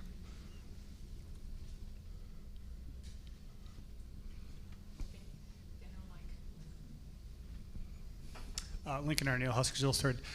Taylor, did you take it personally when you weren't a unanimous selection for the preseason Big Ten all-team? No, I did not. It's like, do you have to prove? Do you feel you have more to prove after last season? I guess. Another follow-up to that. I'm just kind of taking it day by day, point by point, game by game. So, I mean, I know what I have to do, and I already have these aspirations for myself, and I'm just going to keep growing upon those aspirations. Keegan, what are your thoughts on interconference transfers in general? I mean, we've seen a lot in the Big Ten. Happens a little bit in the Pac-12. I mean, what are your thoughts about players transferred inside the conference? I'm not sure it's too different than for players transferring outside the conference. You know, every coach I think has had a different relationship with the transfer portal. You know, I didn't have a ton of experience with it at Washington. I didn't have any players transfer out. I had brought 2 transfers in, which we really enjoyed coaching. They had great careers at Washington. I think where I've settled is there's a responsibility to take care of your athletes when they're with you now. And so the standard of coaching has never been higher. And I'm okay with that. I think that I know what we're trying to do for our athletes, and yeah, and if you don't just get to coach these people, you have to be continually helping them. You don't just recruit them once. And I keep that in mind when I'm having any interaction with them, that it's a privilege to coach them, and I don't ever want to forget that. And the transfer portal probably lets coaches not forget that more than ever. Yeah. Ethan Sales, Dignity Volleyball. What stands out to you about Kylie Murr, and what does she bring to the team?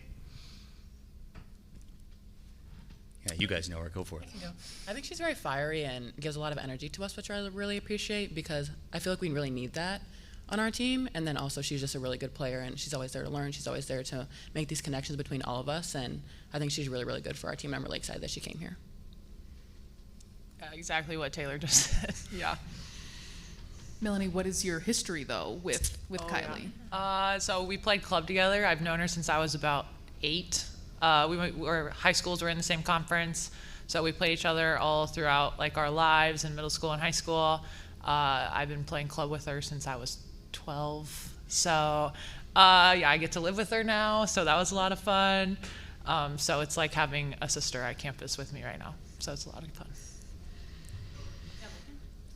Taylor, Melanie, what are your thoughts about playing a match on Big Fox and possibly having the Packers-Vikings as your lead-in?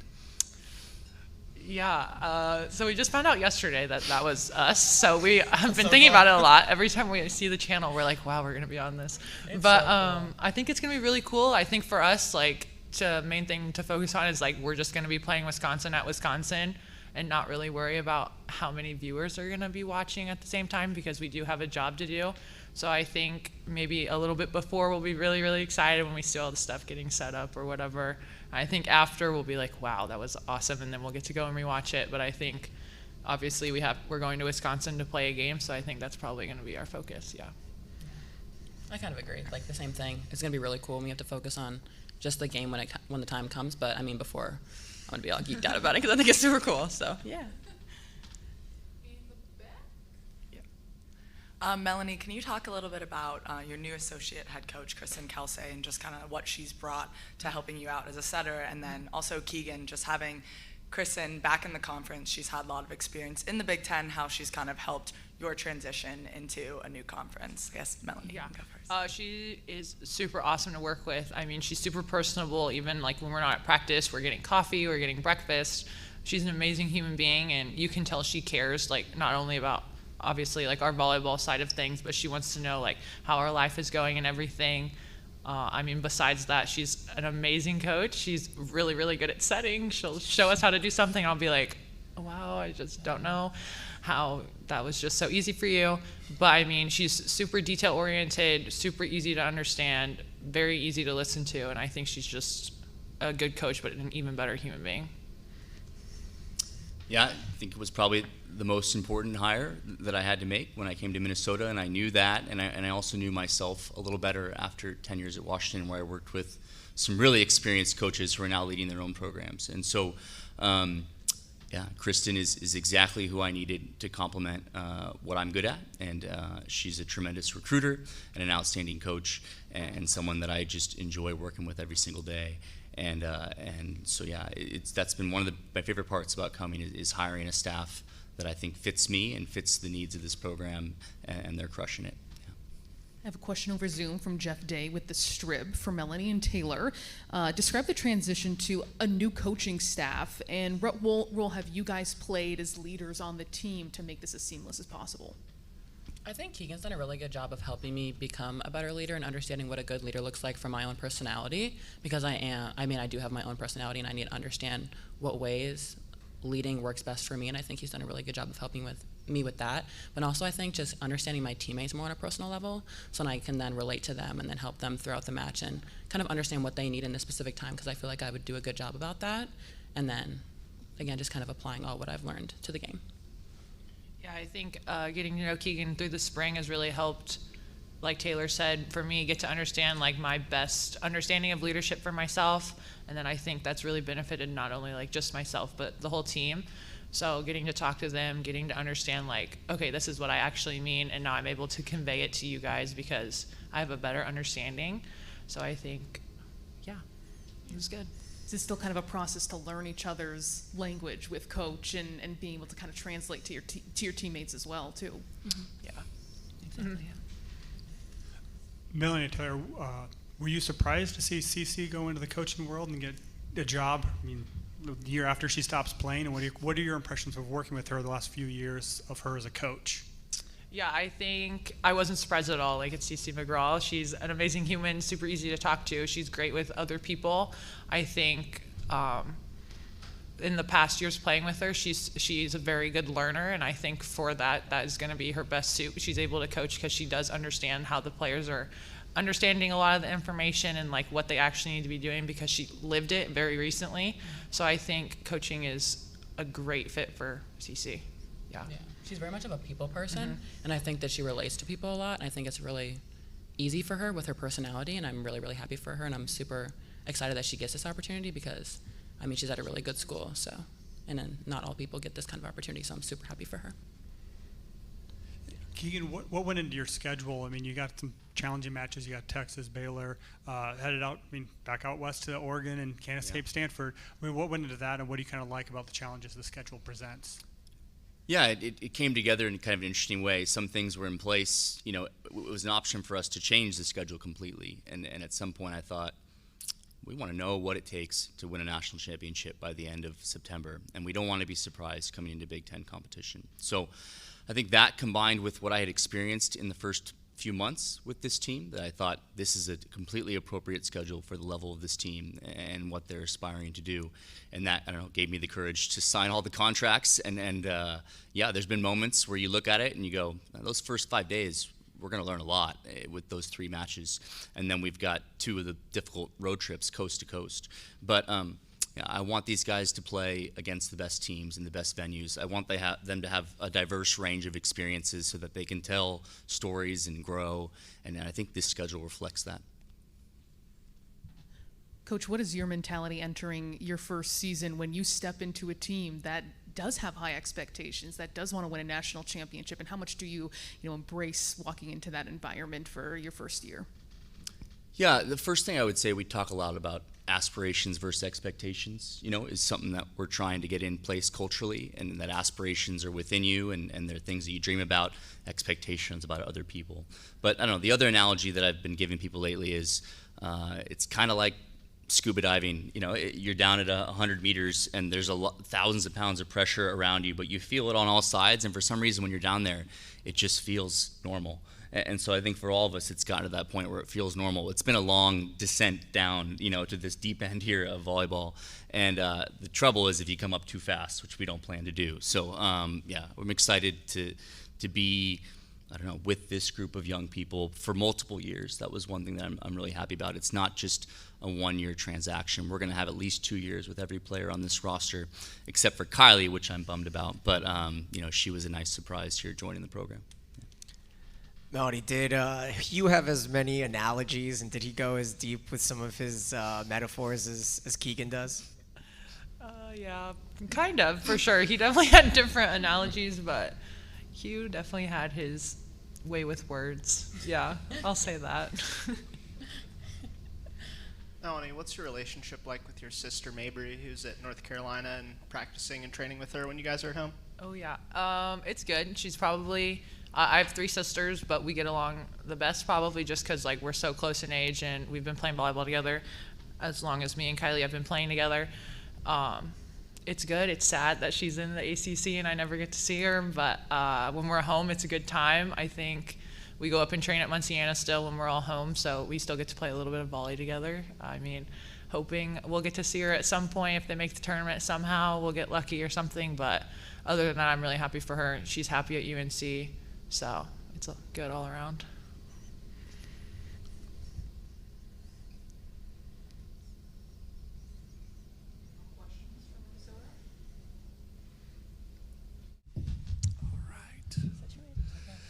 Hello, everyone. True honor to be here today.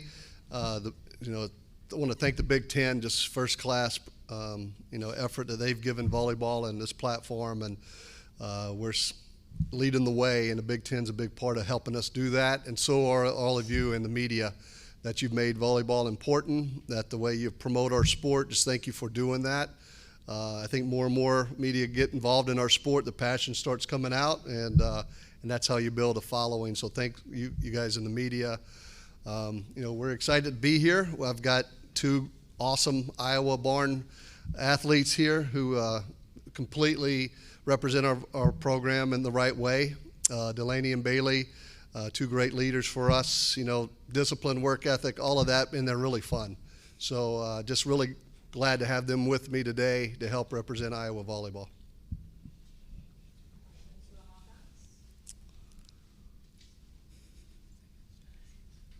I'll kick things off, starting with Bailey. You were someone who just grew up idolizing the Hawkeyes. I mean, what was it like to see your role grow, especially last year, and be a really important component of this team? Yeah, I think for me, again, growing up in the state of Iowa, I always dreamt of being a Hawkeye and idolized the Iowa Hawkeye volleyball players. And so now being a Hawkeye volleyball player, seeing the little girls in the stands, I remember what it used to be like. And I just, no matter what role I'm put in, I'm so grateful that I even get to put on a Hawkeye jersey, let alone have my name on the back of one. So I think that it just continues to show me how grateful I am and all of the blessings that I've kind of experienced throughout my time here. Bremen Kesey, Bucky's 5th quarter. Obviously, heading into your 2nd year as a coach, you're going to want to kind of build on what was done in the first year and kind of the foundation, everything like that. What are some of the expectations, and I guess for both the players as well, what has it been like kind of seeing how things have changed and sort of developed in this 2nd year as you kind of now sort of get the ropes of what's going on with the program?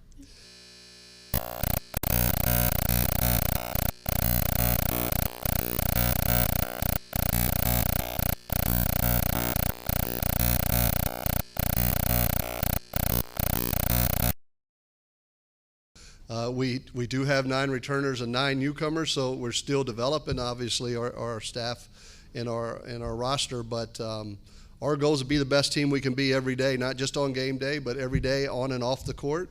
And how we treat each other and how we work decides the outcome. So we're making sure we control the things we can control, and working and having that diligent discipline every day, because discipline is rare.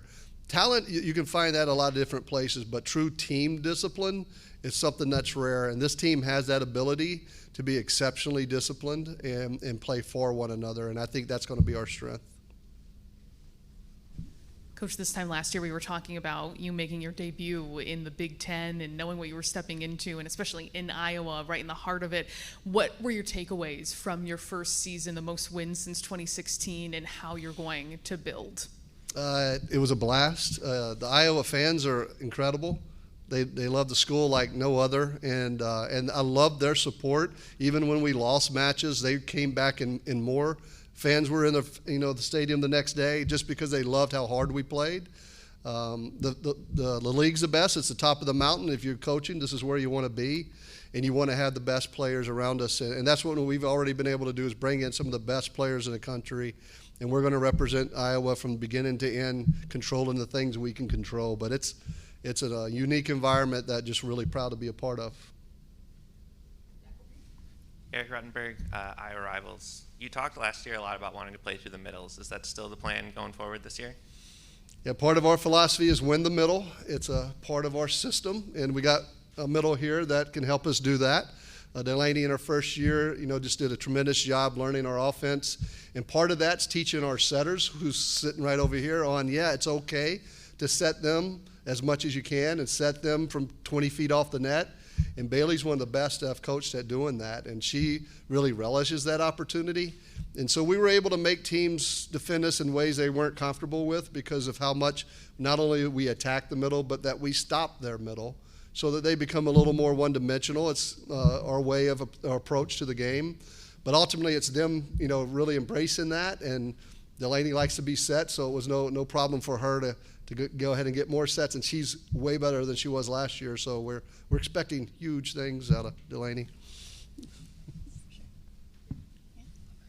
Delaney, to follow up after that, high praise. What was your work in the off season and even continuing to grow, especially in this offense that really benefits someone like you? Yeah, some stuff that I worked in the off season. I was just really focused on strength and speed. We like to run things fast in our gym. So that was something that I was very focused on in the off season. I think another thing I was really focused on was building relationship with Bailey. I think we got much closer in the spring than we were in the fall, and just with everybody else on the team, I was new in the fall. It was hard for me to get super connected with people, but I just feel like our connection is really special, and I'm glad that it is the way it is, especially with a setter in the middle. Is there anything special to that, or just spending more time together, or anything you'd be willing to share? I think we just have a lot of more free time. We do a lot of stuff right now. We go on hikes, we watch The Bachelor, we hang out by the pool. So just lots of stuff like that. It helps build trust. It helps build a relationship that can transition over to volleyball, so that when we are in the gym, it helps us out when we are, going through tough times on the volleyball court. How do the two of you approach year 2 under Coach Barnes and building on the relationship you've started to build with him? I think that Jim is keeping a lot of the same ideas in terms of how hard we want to play, how disciplined we want to be as a team, and our team connection. So I think just Delaney and I and all of us returners really building on the confidence we have within each other and building the confidence with the newcomers, since it is split half and half. And I think that combining the confidence of both of those sections of our team, I think will really show that we are in a great year 2 with Jim, and that things are going to be better, and they will continue to be better as Iowa volleyball grows to be a power in the Big Ten. Good finish. That was good. Thanks. You want to say something?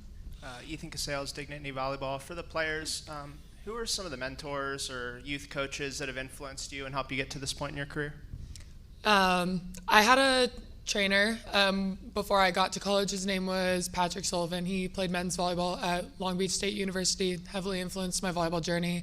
And then I had a former teammate. Her name is Abigail Kruger. She played at Wake Forest with me and then UNC Charlotte, and she really helped me with my mindset. Very positive person. I think that's really important for volleyball, is having a balance of being positive. Something we say a lot is to have fun working hard. So just having a smile on my face while doing the thing I love, but also doing it with a purpose and determination. Yeah, I'd say for me, my first one would be Frank Flanagan. He's currently the club director at Iowa Select in Davenport, and he was the first coach to really see how much I love the game, how much I wanted to improve, and he took me under his wing and, again, saw me when no other coach really did. No other coach took the time, and he continues to do that at Iowa Select to this day. So I wouldn't be anywhere I am without him. He also introduced me to Nick Lynch. He was an All-American setter at St. Ambrose, and he took me for the past 6 or 7 years. I've been doing private lessons with him, and I still do to this day. And so Frank has really taught me the intangibles of the game, and then Nick has also taught me intangibles, but has also really helped me technically. So again, both of them have really helped both sides of my game, and I would not be anywhere without the both of them, and of course our families. So, yeah. You played a lot of long sets last year, a lot of long matches as well, pushed a couple of the top teams to five sets, and then got over the hump with those last 2 games in the conference. Do you feel like there was anything you can take away from those last 2 that you figured out that you can kind of carry over into this year to help turn some of those long matches that were losses into wins? I think for me, the thing that I noticed the most in those last 2 matches, especially against Michigan, is the way we played for each other. I think that it's one thing for us to say it and for us to try to do it in practice, but it was really shown. And then that obviously showed in our play and showed in us getting the win. And I think that it can be tough when you're in the 5th set. Everyone's tired. You're playing a team that they didn't even think you'd be in the 5th set against. And I think that us being able to really play for each other and focus on everyone but ourselves in that moment was what really got us those wins. So I think that, again, us returners carrying that and implementing that into this team this year will be really, really important for us.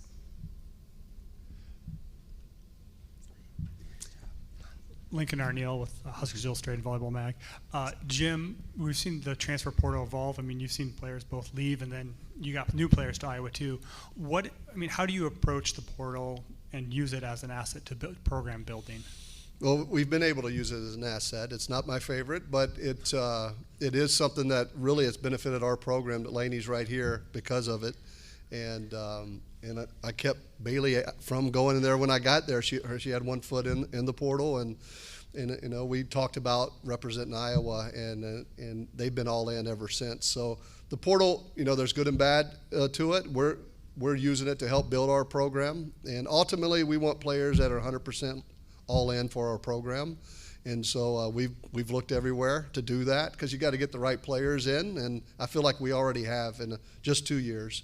And so you're going to see a team that really plays hard for one another and plays to the end. And that's what happened last year. We played to the end through every match, and we had chances, and then we got it done, in our last 2 matches of 5 setters. But the game teaches the game better than coaches do. So we've played a lot. We've learned a lot through the game, and that's how we practice too. Our practices are full of competition and full of learning through the game. And so I think we really accelerated our learning in 2 short years. And Bailey, you mentioned you had 1 foot in the portal. What convinced you to stay in Iowa? Was the place you wanted to continue your career? Yeah, so when I had initially entered the portal, it was more so for a plan B. I wasn't sure of what the future held since we hadn't had a coach at the time. And when Jim got hired, we had multiple conversations right away, and I just loved the direction he was taking the program, his history as a head coach, and I loved everything that he had to say to me. He was convincing, he's amazing, and that's the reason I'm still here. And yeah, I wouldn't trade it for the world. I think that I've learned so much underneath him, and I'm excited to learn more this season. Bailey, you mentioned making Iowa volleyball a power. Y'all got to see what national power is like on your campus this spring, watching the basketball team. Both Delaney and Bailey, what was it like to watch that run they had to the title game, and what can you take from that to apply to your sport? I really, really love our women's basketball team for the people they are, aside from how amazing they are. I grew up watching basketball, playing basketball, so I, of course, love that aspect. But again, I love the way that they play for each other. I've gotten the opportunity to sit in on a couple of their practices. Since I want to be a coach, I've kind of sat in with Bluter, Jan, Raina, all of their amazing staff they have. And I love the way that they play for each other. They're all best friends, and they all really enjoy being around each other. So again, I think that's something we can continue to implement, and that I think we do have in our gym. Yeah, going off of that, I think it's really inspiring because just people never heard of Iowa women's basketball until a couple of years ago. It blew up this year. It just shows how much you can do in a year or 2 years. And I think that's something that can be really inspiring to our team and other teams that are similar to us. It's just how much can change in a year when you have the right determination and when you want to work hard for each other and be happy doing it.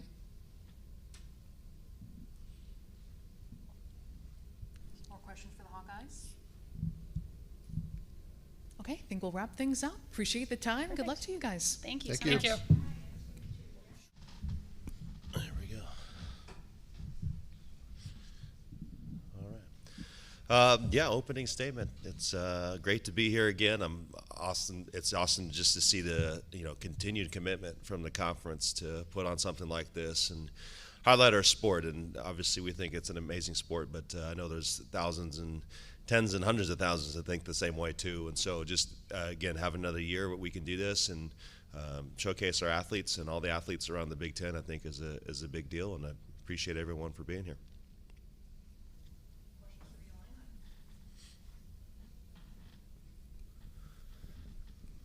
Lincoln Arneal, Volleyball Mag, and Huskers Illustrated. Chris, you've finished 7th in the Big Ten the last 4 years. How frustrating is that, and how do you try to get over that hump? Yeah, I think it's. I tell the team all the time. It's like you can be one of those teams that's in that boat and still do really well, and we have. And we've made it to several tournaments and have done much better than 7th place in conference. And I think at the end of the year, that's what you're aiming for, right? You're trying to make it to the tournament. You're trying to get in. With that being said, obviously we're not happy finishing 7th place. I told the team, this spring, I said I didn't sign up to try to come here and hope to finish 7th place and then do damage in the tournament. We want to know that we can come in and place well in the conference. But it takes a lot to find yourself in a good spot. You need to have a healthy season. Last year, I know we didn't have a healthy season, and it was just kind of some random injuries that we had taken on and had to move some players around, and maybe not the best design as you would have it in your head, but it was just how it works. But that being said, too, the conference is excellent as it always is, and it's tough to finish well in the conference. But the plan is to keep recruiting strong, keep getting players that have the mentality that you need to be in the conference, and give it your best shot every single time you step out on the floor. But yeah, I think for us, the goal is always to get better every year as a program, and that looks different for every team. But I think in our realm, we're in the mix, and we got to figure out how to score a few more points when those big matches come up. Brooke, what's been the shift back to setter? I mean, is there a mentality change, or what is it like going back from attacking to full-time setting? Yeah, I'm actually really excited for it. It's something I've been looking forward to. I think the biggest change is really just making myself just a little bit more of a leader. Is there anything, technical, or do you have to refresh or just change the mentality at all? No, I think just getting reps is really all I needed, and I think I'm really back into the swing of everything. Adam Rosen with the Daily Illini. Brooke, your versatility last year, obviously building off that, was extremely dynamic. You were recruited as a setter originally. What is it about you that helped you think, that made you think you could, or what is it about you that helped you thrive in that role? I had been playing basically every position my whole life, so doing that my whole life really helped a lot. And then last season, I just really kind of went for it. That's all I thought. I didn't really think about it too much. I just told myself to just go for it. And then obviously learning from Diana Brown, how did her leadership and just help you prepare for the moment that you're entering, going back to setting? Yeah, she's a great mentor. No matter any question I had, she had an answer, and she was really sweet about everything. She knew that I was coming up with her, and she just helped me tremendously.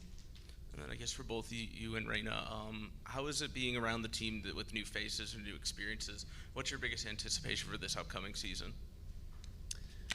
I think all the freshmen that we have and the one transfer we have, Vanessa, they're awesome. They've done a great job. They've worked so hard in the summer, and I think you can anticipate a really competitive season. We have a lot of fire. We compete with each other every single day, no matter how small the competition. So, yeah.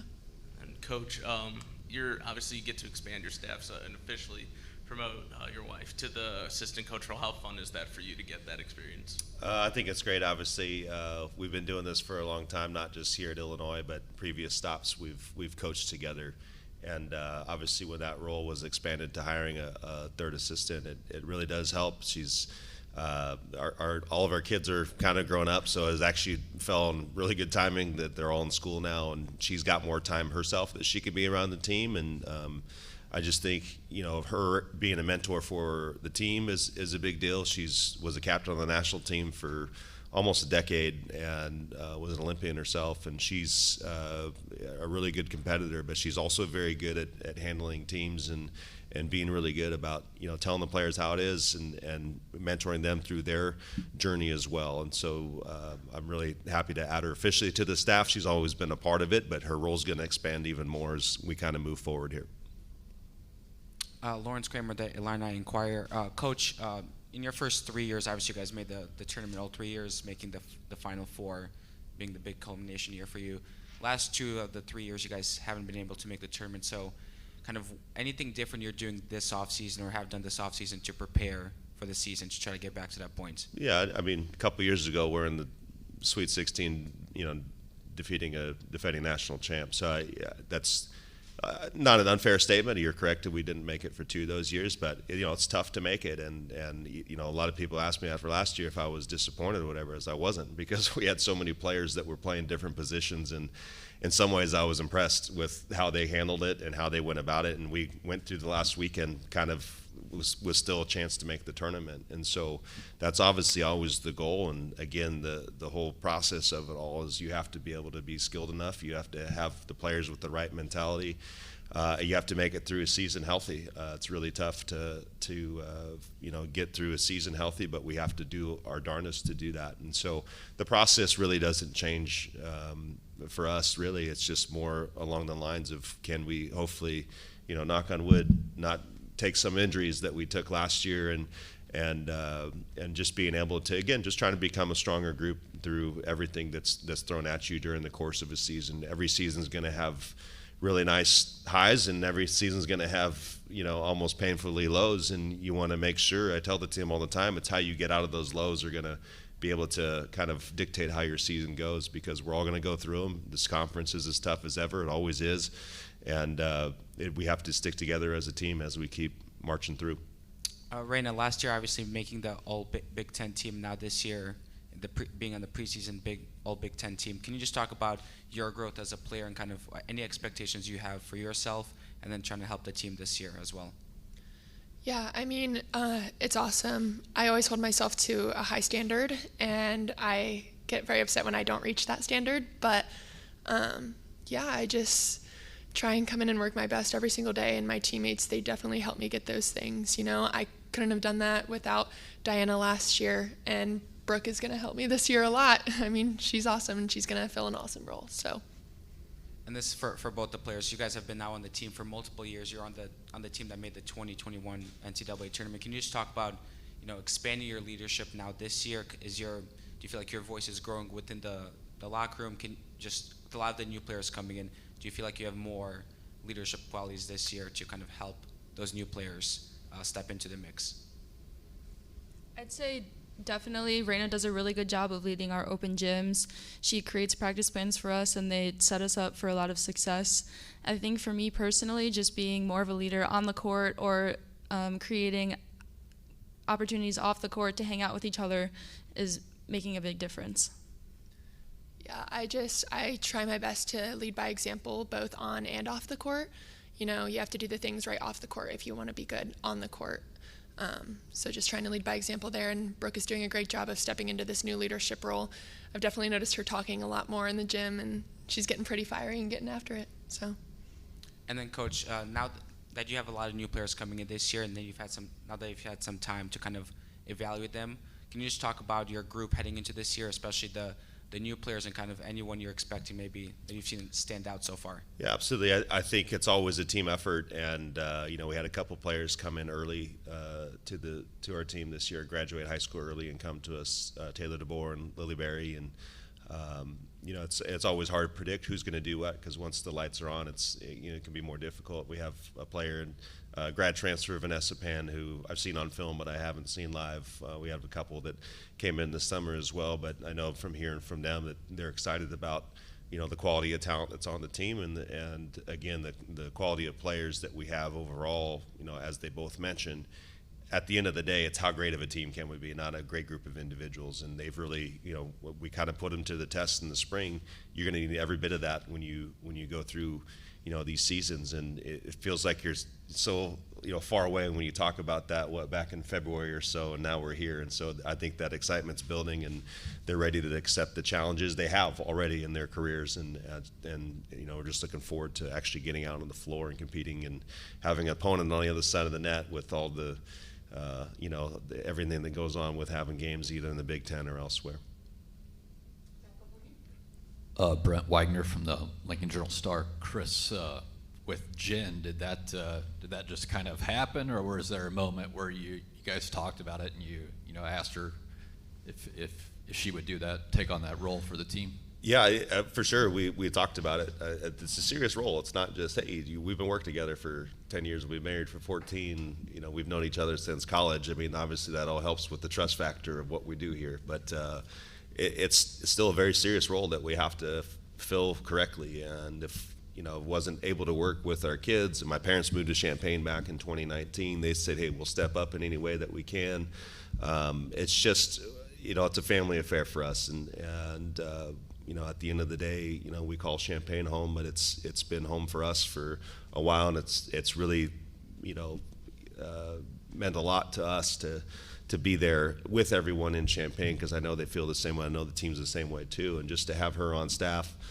Again, we've been doing it for a long time, going back to several stops before that as well, and I just think it's a good addition to the staff, and she's a tremendous person, obviously, but she's a tremendous coach, and she was a tremendous player, and it's one of those things where if I blindfold interviewed her, it would have been fine. I actually made her go through the interview process, so just so you know, she passed the test. She passed the test tremendously. So, yeah, just looking forward to adding her. It's a great addition, and really looking forward to expanding her role even more than what it has been.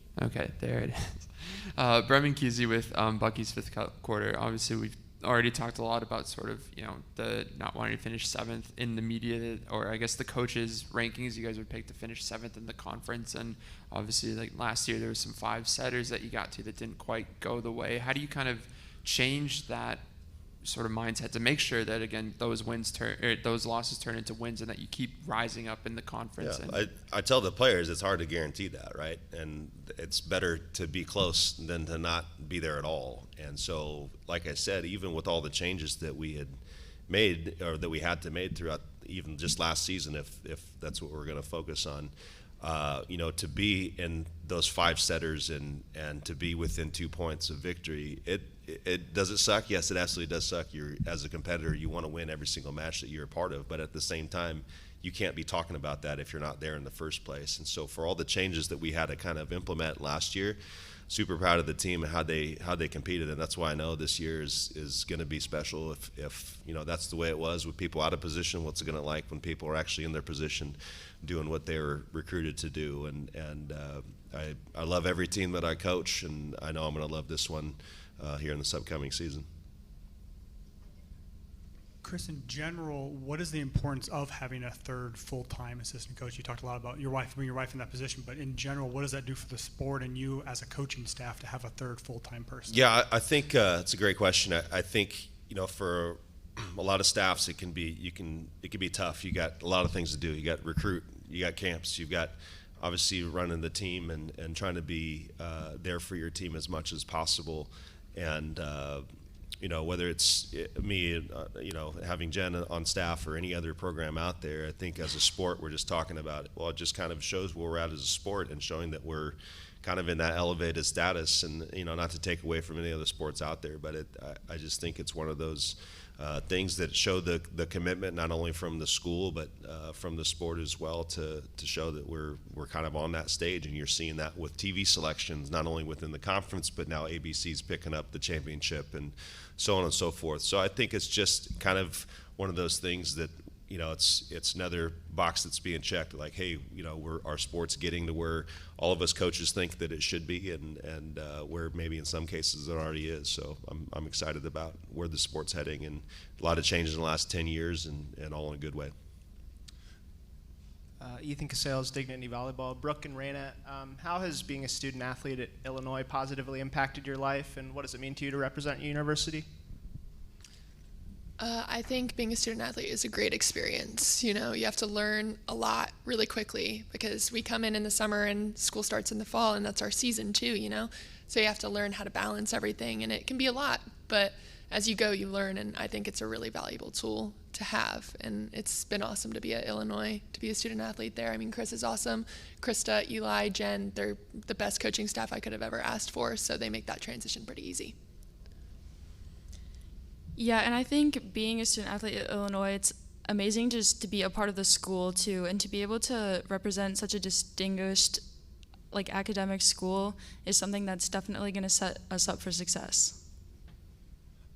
Raina, what's the process like to when you get a new setter from your perspective? How do you build a rapport and kind of build up the relationship between the setter and the attacker? You know, it takes a lot of communication, and at the start, it's not always pretty. Like, we're trying to figure out everything, figure out the timing, and figure out these little tweaks that you have to make, especially with a faster set, trying to figure that out. And, you know, you just have to talk to your setter, and she has to talk to me, and I think we did a great job of that. And it took a while, but about halfway through the spring, we really started to see that connection come along, and it's come along a lot more in the summer. How does the dynamic change knowing she was your co-outside hitter last year to now you have a different relationship with her? I mean, how did that change? I mean, I think Brooke, she's a great teammate. I mean, no matter what position she was in, she's done a great job, and I tried to help her as much as I could last year, and Krista also did a great job with helping her last year and trying to figure out how to play against a Big Ten block, because it's a huge block and you have to learn how to use it and how to hit effectively, you know, with whatever you're given. So I don't think much has really changed. She's done a great job. Last one. You mentioned you're your own harshest critic. What areas do you need to improve upon? I mean, you're winning these awards, but you say you need to improve. What areas do you have left to improve upon? Personally, I'm working on my shots game. I look up to Michelle Barch a lot, and I'm trying to encompass a lot more of her game and trying to learn how to score in more ways than just relying on my heavy arm. Just needs to be nicer to her opponents. No, she doesn't. Just kidding. No, that's not going to happen. Coach, can you talk about, Brooke and Raina have now been on the team for a couple of years. Can you just talk about their growth as players and as leaders, and kind of what are you personally expecting from them to help the group this year?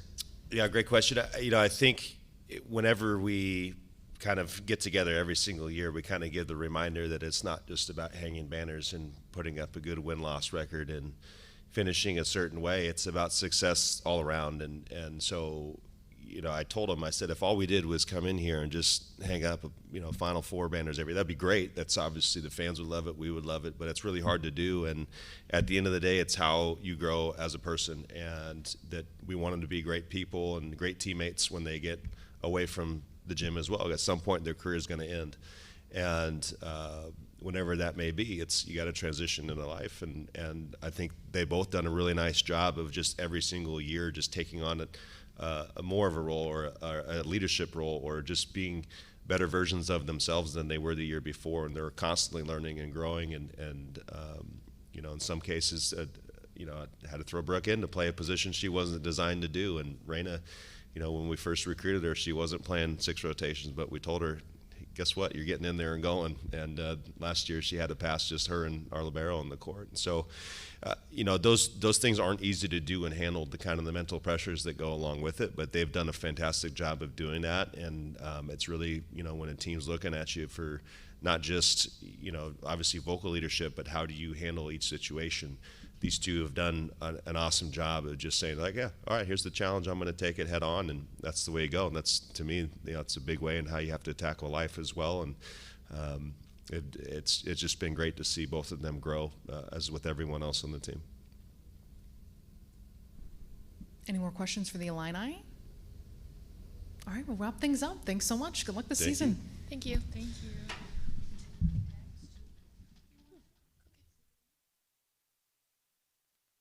All right, that wraps things up officially. Not just day 2, but overall volleyball media days. come to a close. Thank you so much for your coverage, for being present. If you popped in and out or here the whole time, very much appreciate you elevating this sport, and safe travels.